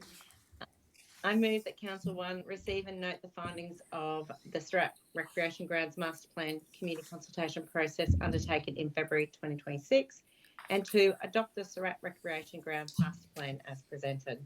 Seconder, Councillor Flynn. Anyone got any questions on this? Councillor Vincent. Just in regards to the priorities, there's some long-term priorities, and I'll give you an example, upgrade of the tennis fencing. That's something that's come through that's seemed to be a high priority in discussions. Yeah, so I guess from the purpose of the master plan, that priority is probably less so for the overall master plan than recreation improvements. I do understand that it is a high priority of community groups in Surat. The purpose of the priorities is not to be restrictive as to this is a 1, 2, 3. We work down the list.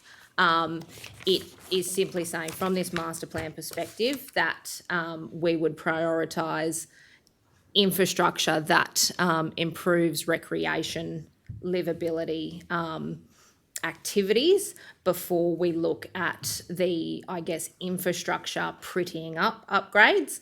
But that's not to say that priorities can't change depending on who's doing the funding, and where it sort of fits in with whoever's taking care of that particular part. Thank you. Councillor Just a Birkett. question. The footprint of the parking area where you come in under the teenage play zone, that's still the same park, just so I can get a picture in my head, where the old little playground area was on your left when you drove through that side gate? That footprint hasn't extended, it's just changed? So it has extended. The bottom row of bollards there, that is about where the driveway currently is. Yep, so What we're proposing to do is move the driveway north of the existing shelter. That way we can extend the bike park through where that existing Flying Fox is. We can extend some other larger infrastructure for teenagers to play and hang out. But we shouldn't be impacting the actual footy spectatorship. They can still come in just a little bit higher and Still sit there if they need to, like just can't park the car there. yes, yeah. Just another thing, just a bit of knowledge I picked up the other day. With regards to the field, they've got this thing that instead of putting sand over the cricket pitch, which in turn compromises the pitch, but also lifts the surface up over time, and you get a high bit. There's a drop-in thing you can get. It's about $10,000, and it's you can play football over it, but you just pop it in, so there's no change to the surface, and just take it out. The lighting guy that checked out coming back from Longreach the other day was telling me about it. So, it might be something that we can look at. Yeah. Thank you. Anyone else got any questions? Just to comment on Councillor Birkett's mention there, Lucy, it would probably be not a bad idea on Saturday with the Bendaroo Bulls and the Surat Seniors playing there and St George coming up on a NAIDOC day to get an idea of the parking needs, because that's probably the biggest crowd that they'll have at that oval this year, sort of thing. Yeah, thank you. Thank you, Councillor. Councillor Hancock, would you like to speak? Love to, Madam Mayor. Yep. It's all yours. I'm delighted to support the Surat Recreation Grounds Master Plan as presented today. Firstly, I would like to acknowledge and thank council staff Lucy and Jess for the work that has gone into developing this master plan. In particular, I commend the decision to undertake this project in-house, utilising the expertise and experience of our own staff. This approach has not only delivered a quality outcome, but also has resulted in significant cost savings for council. I would also like to recognise and thank the many members of the Surat community who contributed to the development of this master plan.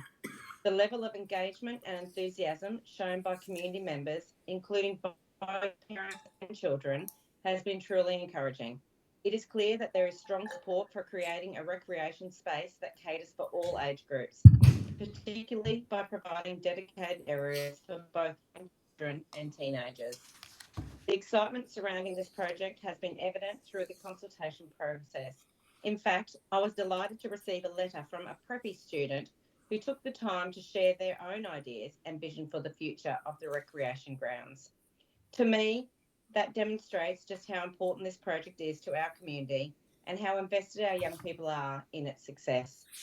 While today's decision relates solely to the adoption of the master plan, and we still need to identify funding opportunities and budget allocations to bring the vision to life, adopting the master plan is a significant first step. It provides council with a clear roadmap for the future and sends a strong message that the community supports and values this project. This master plan establishes a solid foundation from which council can pursue future funding opportunities and stage development. Most importantly, it reflects the aspirations of our community and our commitment to providing quality recreational facilities for current and future generations. I am pleased to support the adoption of the Surat Recreation Grounds Master Plan and look forward to seeing its vision progress in the years ahead. Thank you. Well said. Anyone else like to speak? Councillor O'Neill. Thanks, Mayor. I'll echo a lot of what I just said before, but if I start again, Lucy, to you and your colleagues for working on this, again, when we've got some big ticket items happening in the region, this plan will guide council for the rest of this term and for the future terms ahead as to what the community needs in terms of this space in Surat. We've been working really hard as a council to enhance the livability of our community and our region. And I think if we can now turn this plan into investment and realise some of the priorities, then we will do that for the Surat community.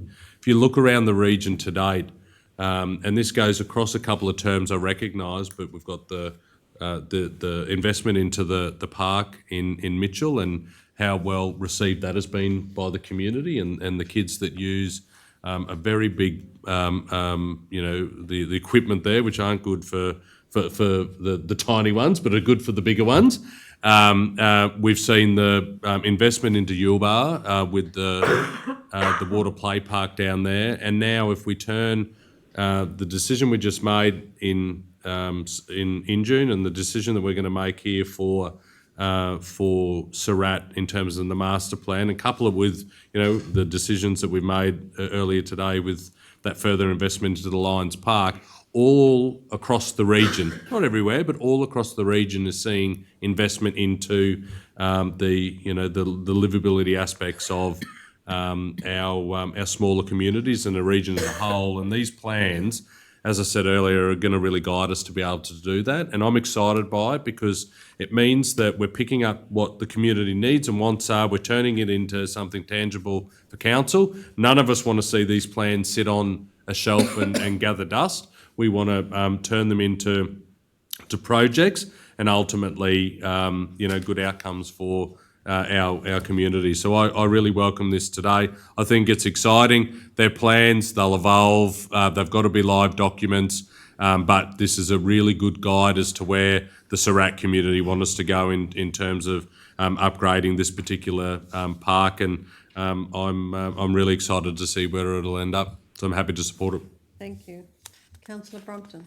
I can't not say something about Surat after talking about Injune. So similar to before, again with the Parks and Gardens portfolio and livability being so important, it is great to see this for Surat and hearing Councillor Hancock strongly advocating for this for Surat also.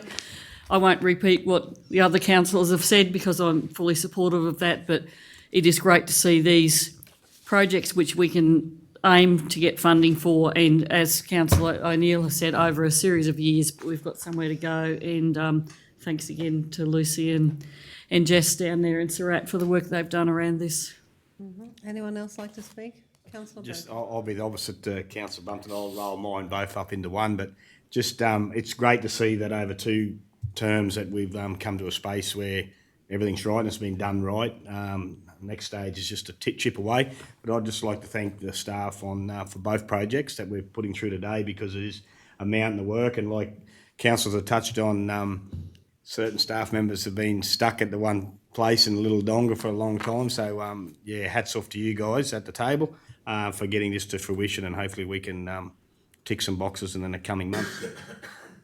Anyone else like to speak? Yeah, I'd just like to make some comments there, and I think possibly going back to both of these, the Guadalaycock Park goes well back before the last 2 terms of council, as does the improvements to Surat, and being part of seeing this come to fruition is excellent. But I would mention too that both these projects are involved in our draft sport and recreation strategy, which is going to be introduced to council. And again, thanking the staff for the work that they put in to do that, and to thank Lucy for what she's done for these 2 projects. But I think it sees our sport and rec vision coming to fruition. Anyone else like to speak? Would you like to sum up, councillor? Just to say, bring on the grant hunting. Thanks, Madam Mayor. Thank you. Also didn't acknowledge you online too, Jess. Hello. Thank you for all your work as well. And of course, Luce. All good. All right, on that note, we'll go to the vote. All those in favour? Yes. 9-0. Thank you. 14.3, 2025-26 Capital Works budget amendment, Waru Shire Hall air conditioning upgrade. Councillor O'Neill. I move that Council 1 approve an amendment to the 2025-26 Capital Works budget to increase the allocation for work order 26043, Waru Shire Hall air conditioning, to a total budget of $128,450 excluding GST. 2, approve the transfer of $57,482 from savings within the 25-26 Capital Works program to fund the work scope as outlined above. Seconded by Councillor Hancock. Yes. Thank you. Has anyone got any questions? Do you want to speak to it, councillor? Thanks, Mayor. A good news story here in terms of a further upgrade to one of council's facilities. Being able to air conditioned the Surat Shire Hall, I think will be very welcomed by the users down in Surat, particularly those that attend the morning melodies on a monthly basis, and all other users, of course. And it's just another step in the right direction of council, where we are continuing to improve our facilities. And we live in a very hot climate, but also a very cold one over winter. And I think these reverse cycle air conditioners will be welcomed by all people that use the hall. Thank you. Would you like to speak, Councillor Hancock? Yes, please. When you're ready. I'm pleased to support this motion today, as this has been a long-standing request from the Surat community.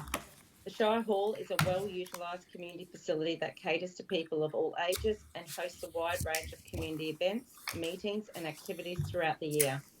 Unfortunately, users of the hall often experience uncomfortable conditions, with the building becoming extremely hot during summer and very cold during winter.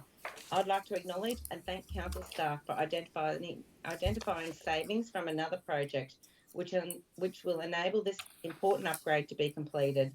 I also commend staff for the consideration and consultation that has been undertaken throughout the planning process, particularly in relation to preserving the heritage character and the appearance of the hall. The proposed design has been carefully selected to ensure the installation of the air conditioning system has minimal visual impact on the building, while still providing a significant improvement in comfort and functionality for all hall users. Thank you so much for considering that, Lucy. This project represents a practical investment in a valued community asset and will greatly enhance the experience of those who use the facility. I encourage my fellow councillors to support this motion today, as this is a much needed project, and a much needed project can proceed and be completed for the benefit of the Surat and Maranoa region, as we do have quite a lot of people from Roma who also come down and use the hall for different functions and events.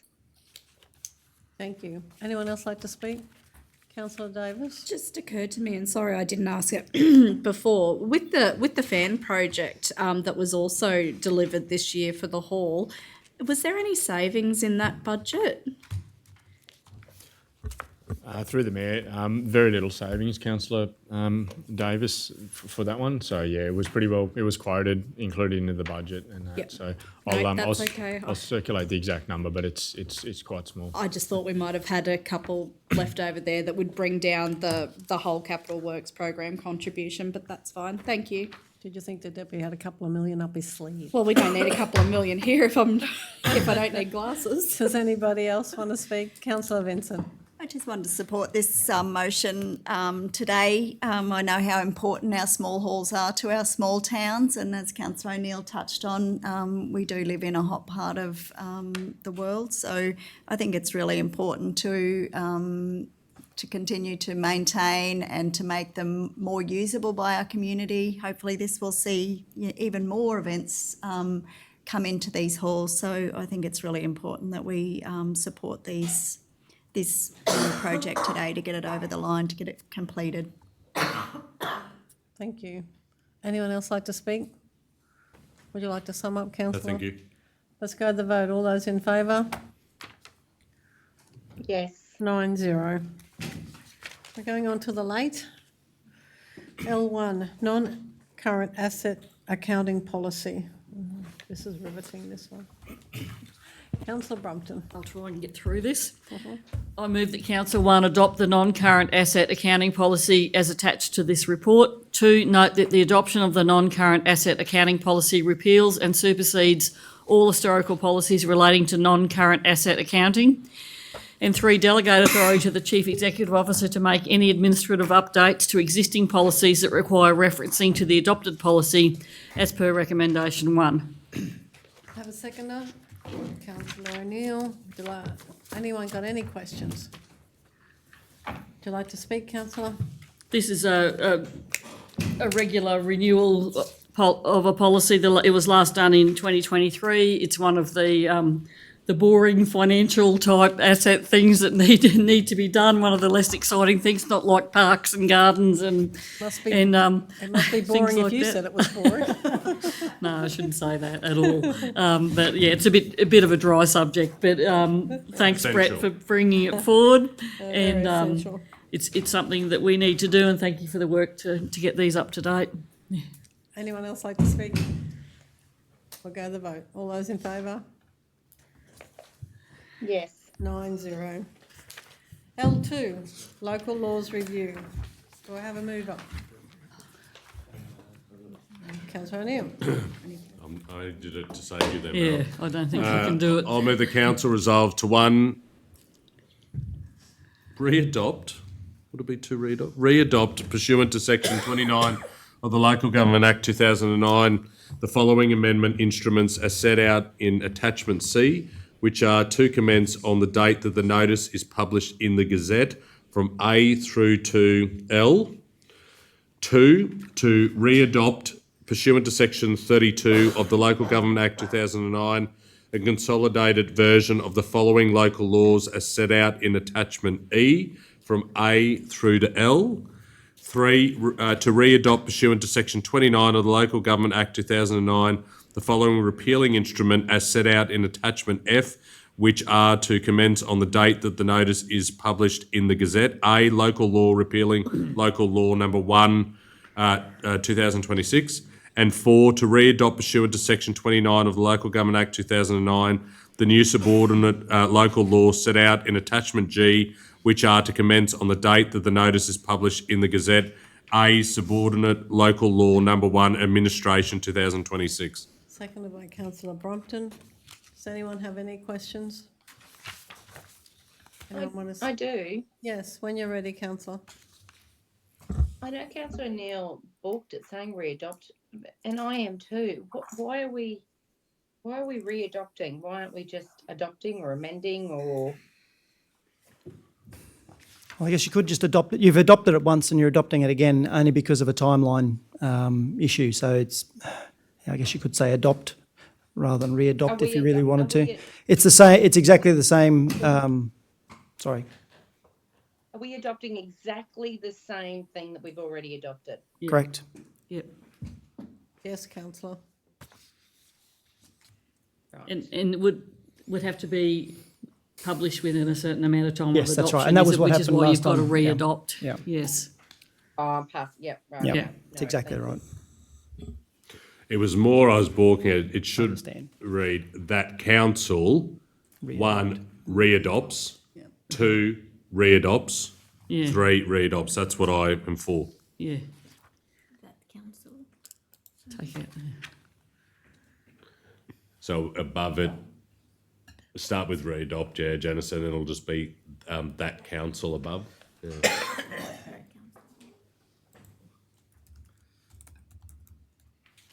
And then it'll be just, it starts with re-adopt at 1, 2, 3 and 4. Yeah, it's probably better. Has anyone got any questions? Do you want to speak to a councillor? No, thank you. Does anybody want to speak? Let's go to the vote. All those in favour? Yes. 9-0. L3, lease over lot 206 on Crown Plan A3841. I've got a Hello, question. Leah. You have a who has a question? Councillor Birkett. No? I've got a question. Oh, okay. Go. Sorry. I think I said it, but you were looking at Councillor Davis. But, Councillor did Davis, you? Oh, well, yeah. you go, Councillor Davis, if you... Well, I was just wondering around if the lease is expiring, why are we voting to not decline the renewal? Through the chair, it needs to be there needs to be a resolution to I guess approve or decline the option to renew with the Leah, lease. Can I just ask you to put the mic right to your phone? Yeah, great. Thank you. Sorry, a resolution to approve or decline the option to renew. There are 2 5-year options remaining on the lease.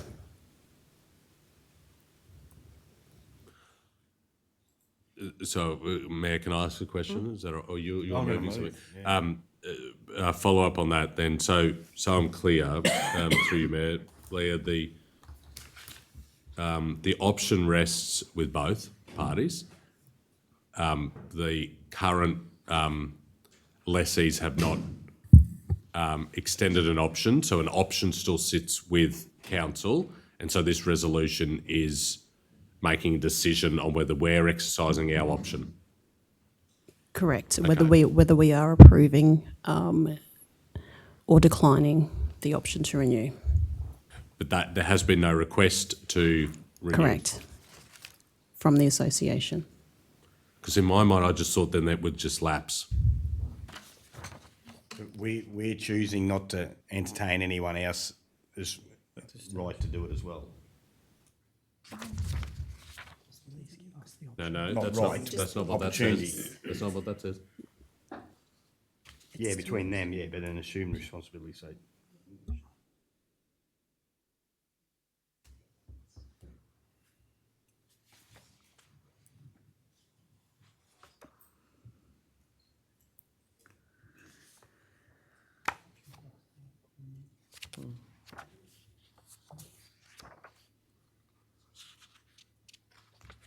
I suppose the reason I'm asking this is there's been no request from anyone of either parties to enter into a renewal, so we're not, what are we declining? Through the chair to not exercise that option or not. For us to exercise the option. For us to exercise the option, sorry. Is that what you're saying? Yeah. Is that what you're saying? So are we declining a renewal or are we deciding not to exercise an option? I think that's it's possibly a wording issue. Because no one's asked to renew, I understand. So should it be, can I suggest pursuant to clause 17(1), decline to exercise the option or not decline, it's even not to not exercise the option. Yeah, that's it? Yeah. To not exercise. Yeah.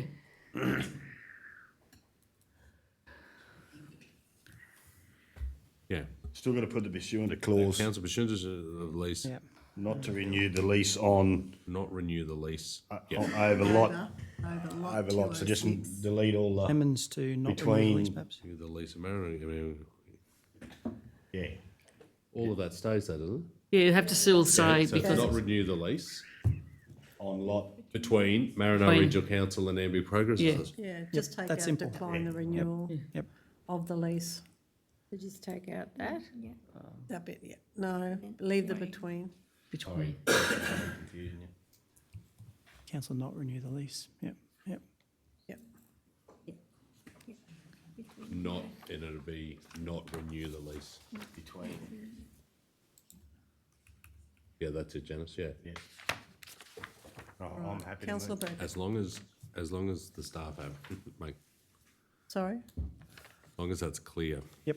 That is Yes, clear. you're right. Yep, I'm happy to move that council, one, pursuant to clause 17.1.1, not renew the lease between Maranoa Regional Council and Amby Progress Association Incorporated over lot 206 on Crown Plan A3841. Two, assume responsibility for the management of the parklands, including ongoing ground maintenance over lot 206 on Crown Plan A3841. Three, authorise the Chief Executive Officer or delegate to execute all documentation in relation to this matter. Have a seconder, councillor Seawright. Does anyone else have any questions? Would you like to speak, councillor? Just to say, this has been a pretty delicate situation over the last period of time, and I'm glad that council's taking over the running of the corner block. I still think there's opportunity down the track for community groups to have some involvement, but that will be addressed at a later date. But at the moment, I think the only way forward is for council to take the sole responsibility of keeping the upkeep of that corner block. Anyone else like to speak? Let's go to the vote. All those in favour? Yes. 9-0. L4, user agreement Wallumbilla Heritage Association, Inc.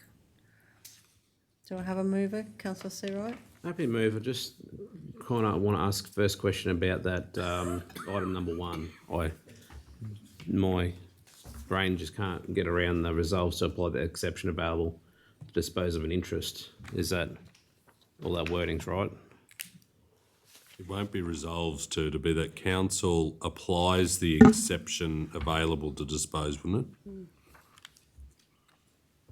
Yeah. But I'm confused with that too. We're not disposing of it, are we? We're just entering into a user agreement for them to use it.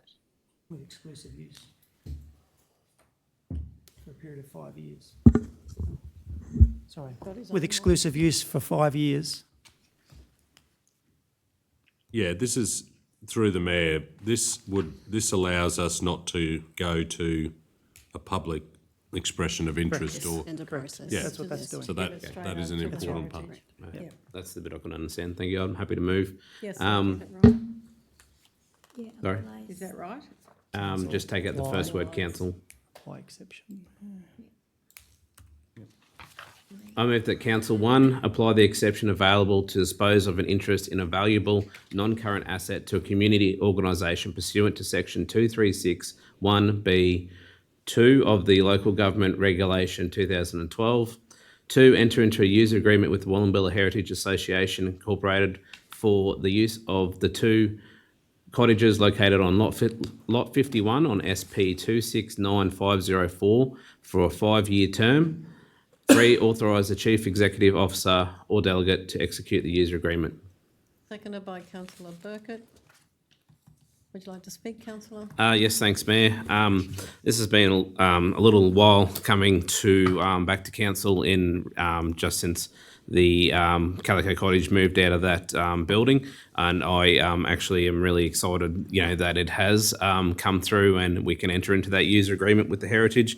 The Wallumbilla Heritage do an amazing job of showcasing some of the history of Wallumbilla, and it doesn't just apply to these 2 buildings. They've been out and identified historical sites. They've updated gravestones that are marked in the Wallumbilla Cemetery, and this is just another extension of their current building, and to be able to display more of the history around Wallumbilla. So I thank the Wallumbilla Heritage Society to actually want to continue and actually support their enthusiasm for this. So and thanks to the staff for getting this sorted and underway.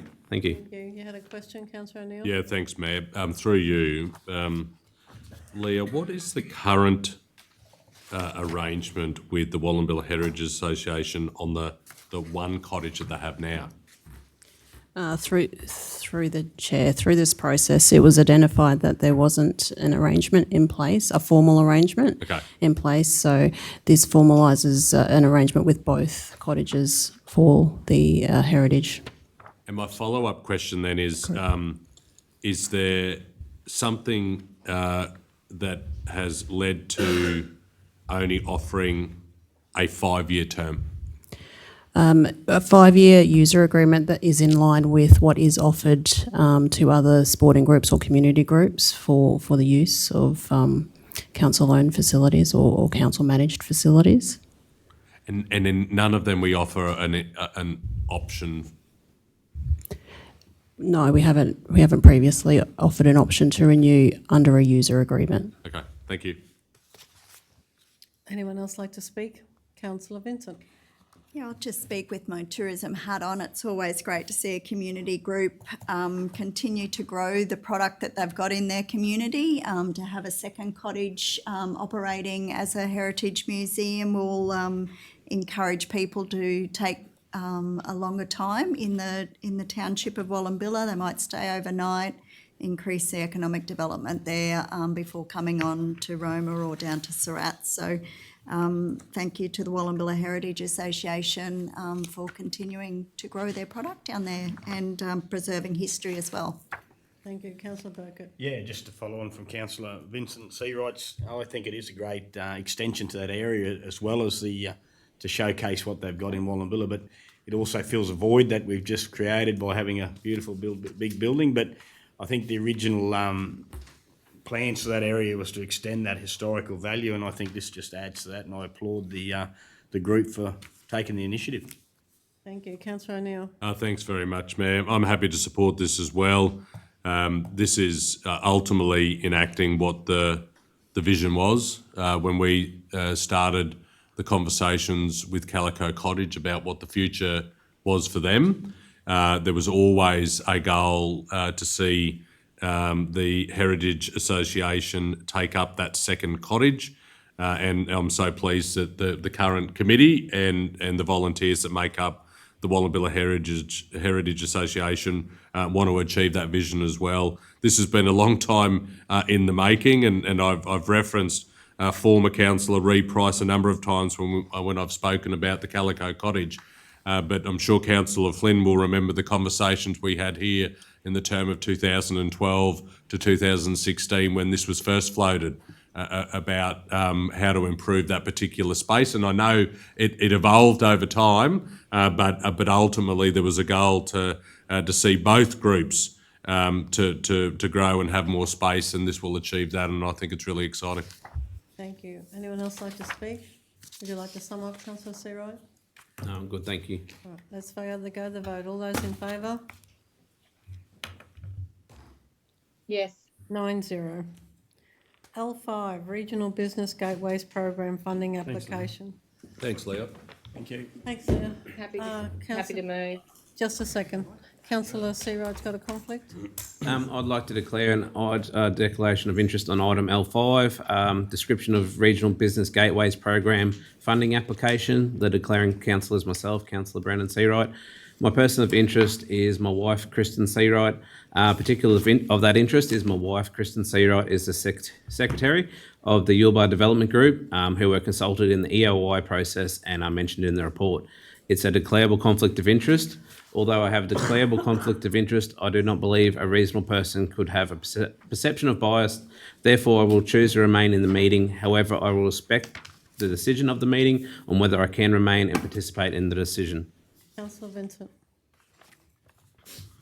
I move that it is in the public interest that Councillor Brendan Seawright participates and votes on agenda item L.5 because a reasonable person would trust that the decision is made in the public interest. Seconded by Councillor Birkett. All those in favour? Yes. 8-0. Happy for you to move when you're ready, Councillor Hancock. I move that Council 1 approve the submission of an expression of interest, EOI, to the Regional Business Gateways Program for the establishment of a Regional Business Advisory Service in the Maranoa for a 2-year period. 2, if invited after the expression of interest process, approve a full application to the Regional Business Gateways Program for the establishment of a Regional Business Advisory Service in the Maranoa, subject to Council approving the final budget for the project prior to the application being submitted. Seconded by Councillor Davis. Does anyone have any questions? Would you like to speak, Councillor?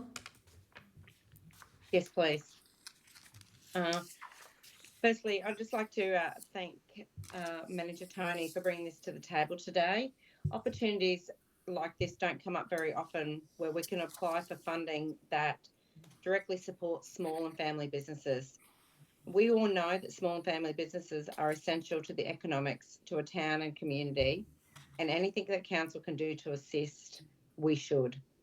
If successful, this program will assist these businesses, if taken up by the businesses, to enhance capabilities, resilience and long-term sustainability. This will only be of benefit to our town and community. Thank you. Councillor Davis. I'd like to speak in support of this motion as well. We have more than 700 family and small businesses operating across our region, creating jobs and supporting local families and contributing to the strength and vibrancy of our communities. This funding opportunity presents council with a chance to secure between $250,000 and $600,000 to establish a dedicated business advisory service in the Maranoa. It would provide local businesses with access to free and confidential advice and help them to start, grow, diversify, innovate and improve their business. Importantly, today's decision is simply about putting our hand up and submitting an EOI. Should we be successful, a full application, including a detailed budget, will come back to council for consideration. I also see this initiative as a strong complement to our regional economic development strategy currently being developed. Supporting existing businesses to grow and succeed is just as important as attracting new investment into our region. So this is a practical opportunity to bring additional resources to the Maranoa, to strengthen the support of our business community and to help build a more resilient regional economy. And I commend the staff for bringing this one to the table. Thank you. Councillor O'Neill? Thanks, Mayor. I'll speak in favour of this as well.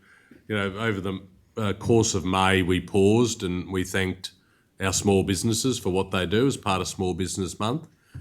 You know, we invest each and every year into the Business Excellence Program.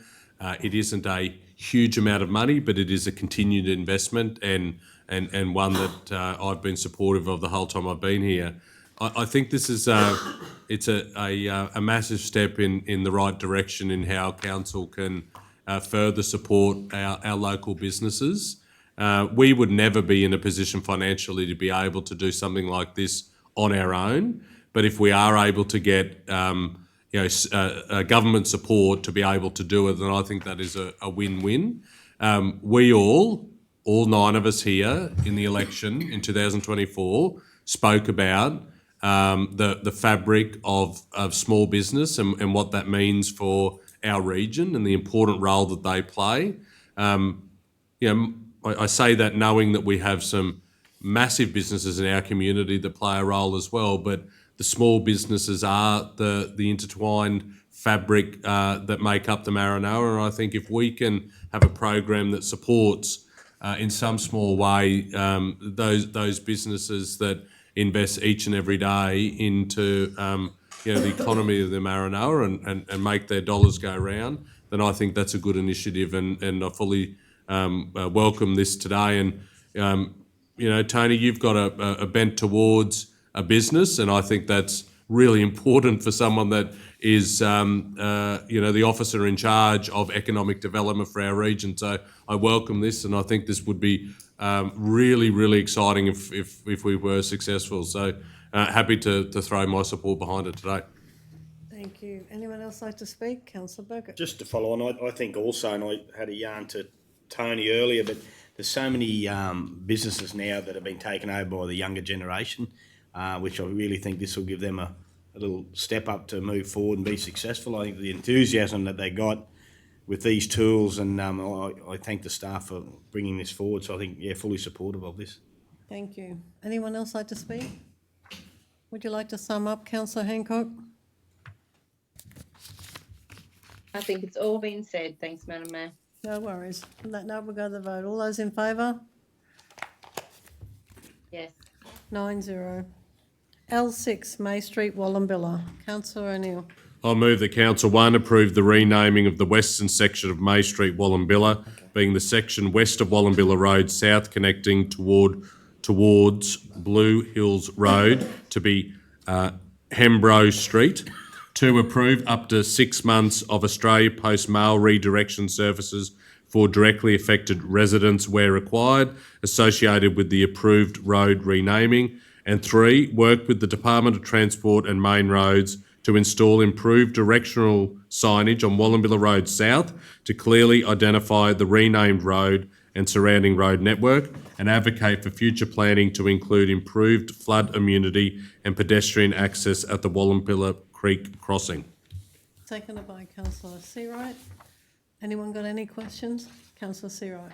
I figure this might happen generically, but through the chair to Deputy CEO Cam, just in regards, I think it'll happen generically, but would we be able to provide the letters of the resolution to the residents in regards to helping them, change their insurance details, or even obviously most banks with a mortgage would have a lot and plan number, but also an address. Wouldn't like that to, have some effect on fees or anything like that with banks to have to maybe rewrite some of that stuff, or I just want some sort of protection for some of the residents along that street. Yep. So through the mayor, definitely we would write directly to each resident. A typical notification is a full resolution, but when we do change road names, we don't do it much, but when we do, there's a specific letter that goes just confirming that this is the road name, so the residents can use it for those purposes, so that they're not just going on hearsay or a discussion there. So, but no, thanks for raising it, but we'll make sure that that's definitely done. Also triggers things like Google Maps, notification to the emergency services. There's a fair process there that the GIS team help us with that. So, but I can 100% confirm there'll be a letter coming from council to each individual resident confirming the change of address. So. Thank you. Yep, perfect. Thank you. Just leading on from that, Madam Mayor, I've got a question. Yes, when you're ready. Through you, Deputy CEO, just wondering, would we be writing to Australia Post and specifically the Wallumbilla Australia Post to notify them of the name change? It would just be handy locally for them to know that that road's been changed. Yeah, thanks very much, Councillor Hancock. I don't have the exact list or process in front of me, but at the very least I can confirm that we will make sure Wallumbilla Post Office is on there, even if it's not on our current list. So thanks for raising that. Letters to the residents directly and Australia Post, but I'm pretty sure that it is on our standard process, but even if it isn't, I'll confirm that we'll do that out of due course. So. Mm-hmm. All right. Do you want to speak to it? Yes, thank you. Yeah. Before I do, just a question, which I think I know the answer, but it'll be in line of the questioning that's just occurred. Through you, Mayor, Deputy CEO Cam, there has been some level of correspondence already with emergency services, hasn't there? Yes, that's correct. When this one originally came to council's attention, out of just ethically, we wrote to the ambulance here in town. Obviously, you got the local police and the local fire there already, but it was particularly to the ambulance that would respond. Just because a resident had raised concerns about wayfinding to that location, I didn't want to leave it sit waiting for a decision. So they'd been notified that it is currently May Street in the interim, but council's considering the name change, and we'll keep them updated. So yes, there's been some correspondence previously just to protect that period of when it was initially raised with us. So, thanks, Mayor. This particular issue has been one that I think has been present from the day after the bridge was closed, and the community have at different times raised this, but nothing to the level in which they raised it in the last 12 months, particularly as we have ageing residents, and we have residents on this particular street that have at times required the support of emergency services.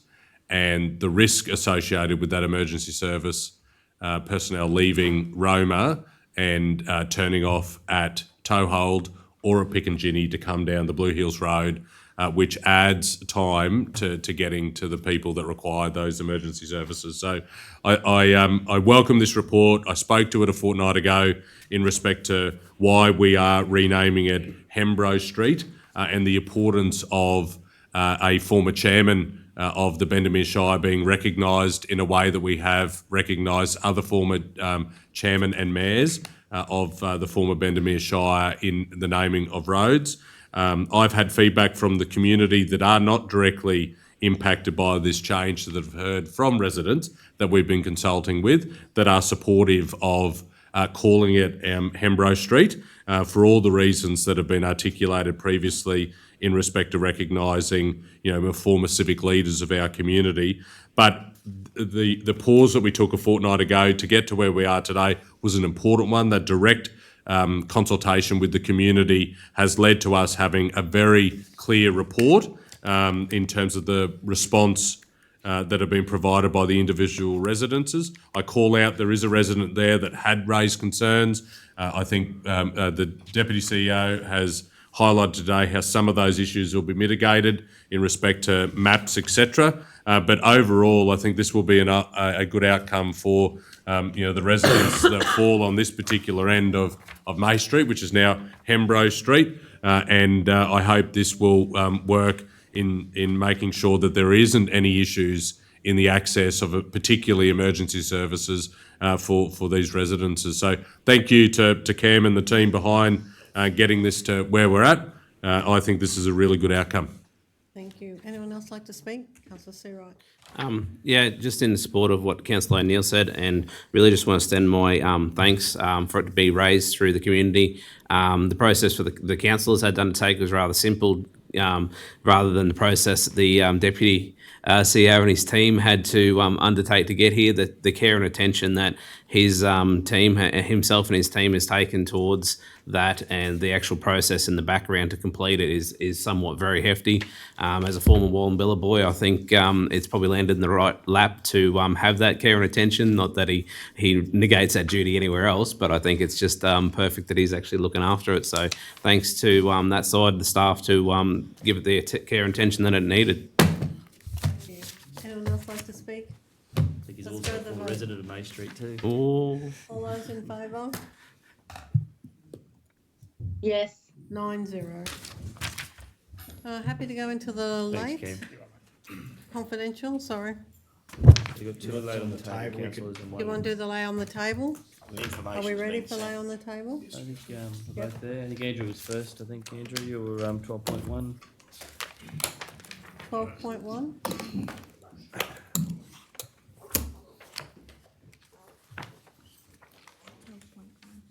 12.1 Arthur Street car park fence reimbursement. I'm happy to move. I think we were just chasing some additional information, councillors, but I think that's been I think circulated. Director Seamus sent it on, An email, yep. and Councillor Vincent's 97. alluded to where it was written. That we can't read, and the rest of us can't read.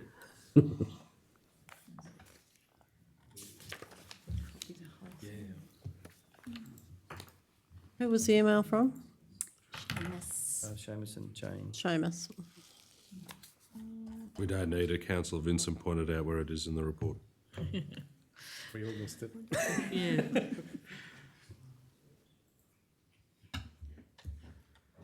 It wasn't until afterwards that I thought, gee, I thought I'd read this somewhere.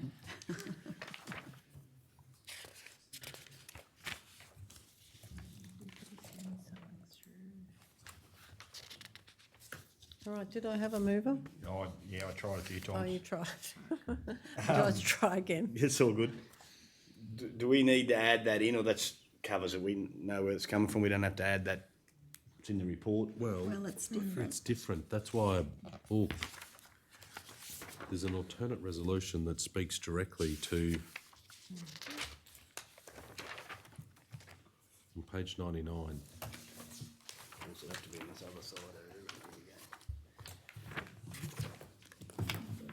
I'd like to move the council one approve contribution of $20,519.09, excluding GST, being 50% of the completed Hercules Black Steel security fence cost toward the completed Arthur Street car park boundary fence replacement. 2, approve the allocation of $20,519.09, excluding GST, in savings from the Jackson Street Roma curb and channel project, WO 26009, to fund the contribution. This contribution recognises the improved security presentation, long-term boundary outcome delivered for the council-owned car park and adjoining property. Janice, that was on page 99 of the, I don't know if that was part of the recommendation. no, that last sentence. Does it really matter? That one? Yeah. I'm happy for that to stay in there. You can speak to it. All of it? Well, Or not? 3, note this contribution. I'll just make that 3, Janice, that last She's bit. just I got to said. find it first. Or if not, don't stress. I can send that to you.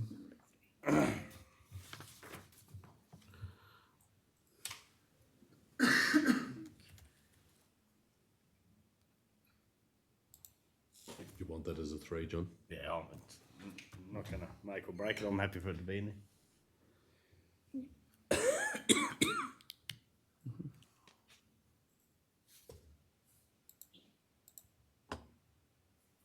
I have a seconder. Councillor O'Neill.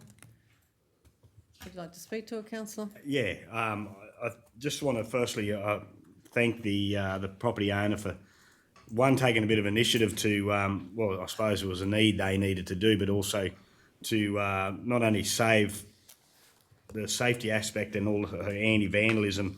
The existing chain wire fence posed some significant problems with continued maintenance, but also access for vandals to climb up it and wreck our shade sails. So the money that we're contributing will probably be a cost saving on replacing shade sails at various times and also sections of the chain wire fence. Also aesthetically, I think it improves that part of the area, and also as we have a lot of visitors to our area, and it also ties into existing fencing that we have in the community at the Bassett Park. I know that these business owners have been trying to get this sorted on their end for a number of times, so I'm glad that it's finally getting tied off. Thank you. Anyone else to speak against? Anybody else like to speak? I just wonder, Councillor Birkett, would you be open to a number 4, which would be that council liaise with owners to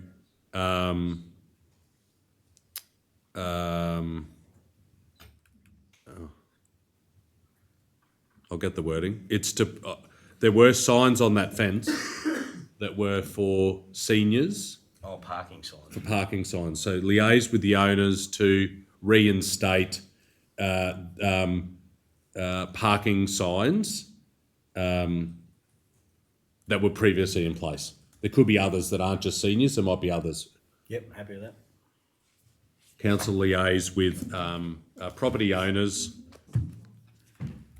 to reinstate signage that was historically on the fence. Wouldn't that be on our side of the fence? Yeah, it's still their so fence. They know where to Well, park. it's half our fence now. But that's what you mean, they might have put the sign somewhere. The sign's there somewhere. I know, just Andrew was pointing out there was probably some private businesses had signs there that didn't want them back up again, but there's enough in that resolution. We can sort that. It's about that parking and It is, and yep. the other. You want to put parking signage instead? We'll say parking signs, make it clear. Yeah, parking. Yep, thank you, Councillor. Happy with that? All right. As the All good. seconder, I'm happy to talk to it too. Yeah. Would you like to talk to it now? Yeah, thanks, Yes. Mayor. I am supportive of this. We are the neighbour to this property. There has been a fence constructed. The good neighbour in me tells me that we should be funding 50% of this. This is 50% of that. I concur with everything that Councillor Birkett said in that we've had continual issues with vandalism of the shade sails at the Arthur Street car park for as long as I've been on council, and we keep going back and fixing it, as we should. They have been there'll be other ways I'm sure they'll get onto it, but this has been a fairly direct vehicle for them to get onto the shade sails, is climbing that old chain wire fence. And so if this works to help mitigate that, I think that's a really good outcome. And I'm happy to support the overall resolution. And by adding point 4 means that we will work with the neighbours to reinstate those parking signs which have been requested by the community because they have been used, particularly the seniors' parks. And I think it'll be a good thing to work in with the owner of that property as the neighbours and the owners of this fence to do just that. Thank you. Okay, on that note, we'll go to the vote. All those in favour? Yes. 9-0.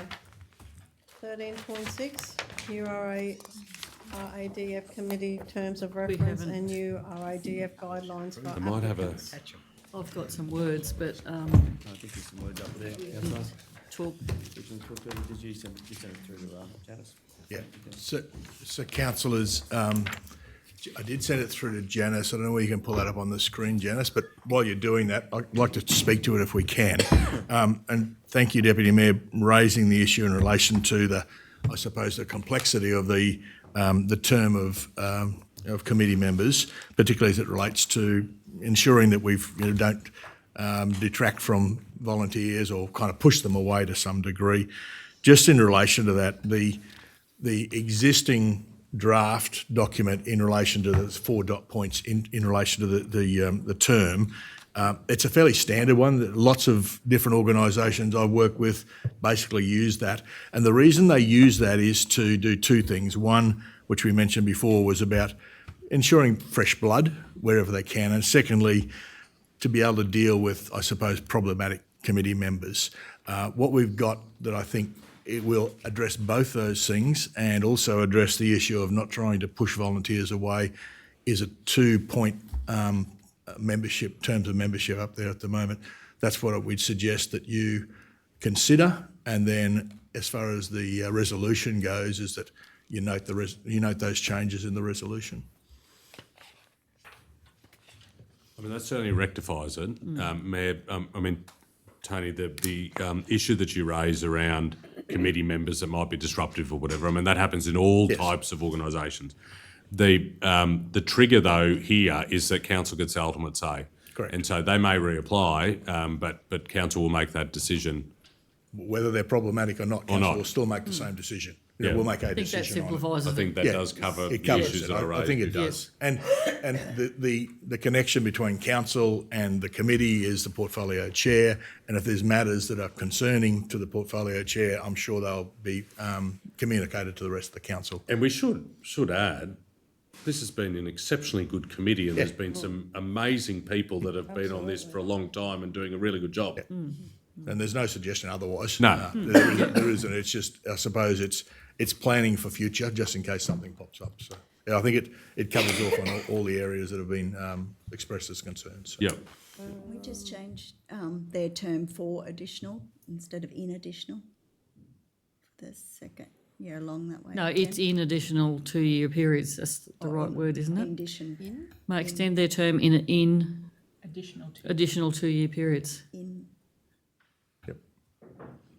So this one? Oh, Yeah, yeah. consecutive. Yeah. Two and two until council says no. Yeah. So councillor, you're missing a line up there just where it says council endorse the revised RADF advisory committee terms of reference and update RFD guidelines for applicants as presented with the following amendment. Yeah.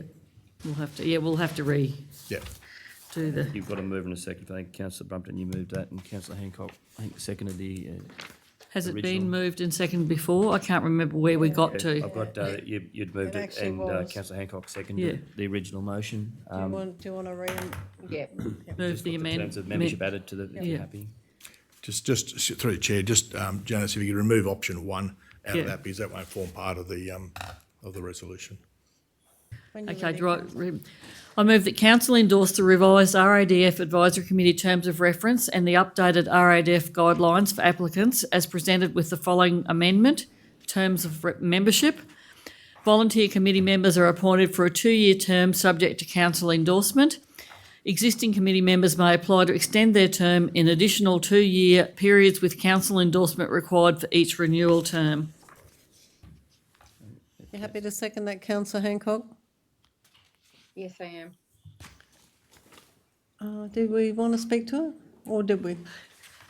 I'll speak to it. I'm not sure whether I have or not, but there's 2 major pieces of work here. One is the terms of reference, and I think we've just about talked that through now, just tidying up some of the issues around the terms of reference. We weren't clear on some of these things in the previous ones. But more importantly for me is the updated guidelines in a lot of ways. A lot of work's been done. These have been changed significantly from where we were at, and I know the officers did have a briefing to council some time ago around the work we were doing around this, and I'd like to commend Kim for the work that she's done, looking at best practice, other guidelines, seeking advice from our funding organisation to simplify these. The information we'd received from some of the applicants around duplication that was required in their applications. So hopefully this has simplified it really well. And one of the things I was hoping to do once we do this is a bit of an advertising campaign about RADF. Mind you, in the meantime, it's become fully subscribed anyway, but it still would be nice to go out to the community and re-let them know what this is all about, and that we have simplified the whole process for them as well. Mm-hmm. Councillor Hancock, did you want to say anything? Thanks, Madam Mayor. I just want to add that this has been a long time coming, but it wasn't done in haste, and we did take our time, and we did go backwards and forwards, and we did consult quite a lot. And I just want to acknowledge actually the existing RADF committee. They are an energetic, passionate group of volunteers who give up their time to put the best interests of arts and culture for our community forward.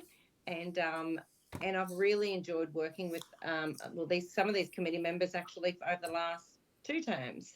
And I just think as a committee we have grown and adapted and changed, and it's just got better and better.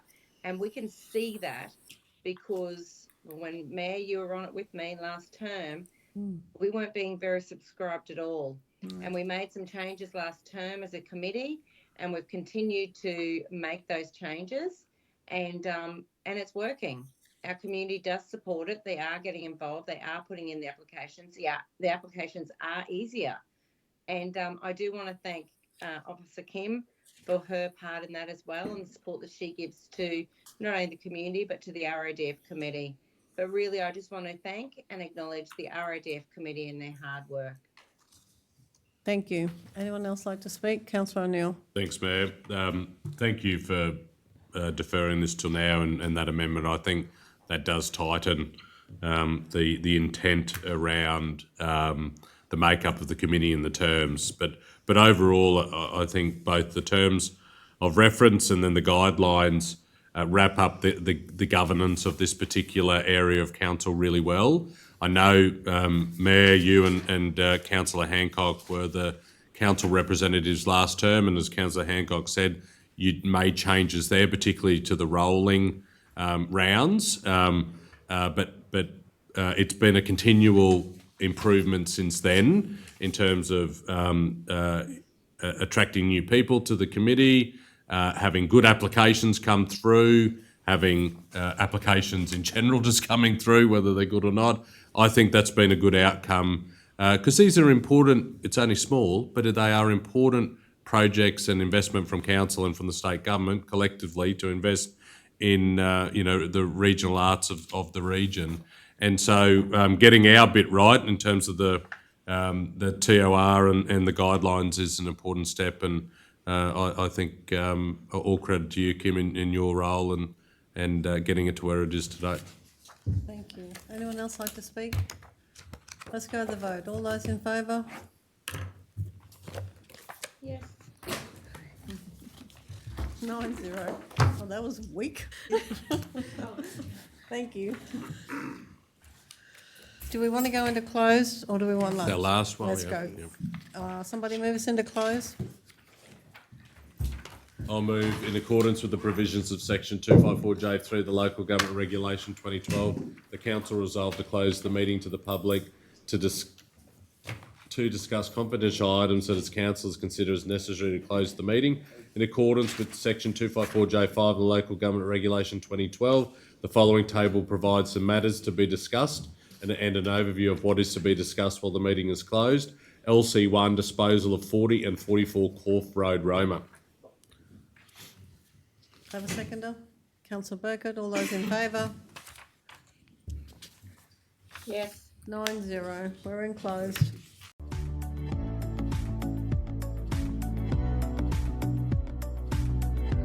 LC1, disposal of 40 and 44 Corfe Road, Roma. Councillor O'Neill. I'll move the council 1, approve option B as the reserve price for lot 4 on SP 350488 and lot 5 SP 350488. 2, authorise the Chief Executive Officer or delegate to dispose of lot 4 SP 350488 and lot 5 SP 350488 via auction and to execute the necessary documentation associated with the disposal of both properties. Seconded by Councillor Brompton. Would you like to speak, Councillor? Thanks very much, Mayor. This is the next step in a long process that we have been working on for a number of years in respect to 40 and 44 Corfe Road, Roma. These two parcels of land, one obviously has a house on it and one does not, and the one that's got the house on it is the old house that was beside the pool and has formed part of a major project for council. This is a decision that will enact that plan, and I'm sure will get some excitement in the community. Anyone else like to speak? Can I just ask, now that this decision, or when this decision is made, how long before it would go, it's going to be auctioned? What's the time frame there? Like the next 6 months, 2 months? Oh, surely inside the next 6 months, we'll have to start a campaign. Obviously, you want to get a bit of interest. Yeah. But yeah, we'll engage a auctioneer to undertake the process for us. Okay, And thank you. get that kicked off now that we've got the permission to do so. Good, thank you. All right, nobody else wants to speak? Let's go to the vote. All those in favour? Yes. 9-0. With that, that's the end of our meeting today. I'll close the meeting at 1:26 and thank you for your attendance. Thanks, councillors.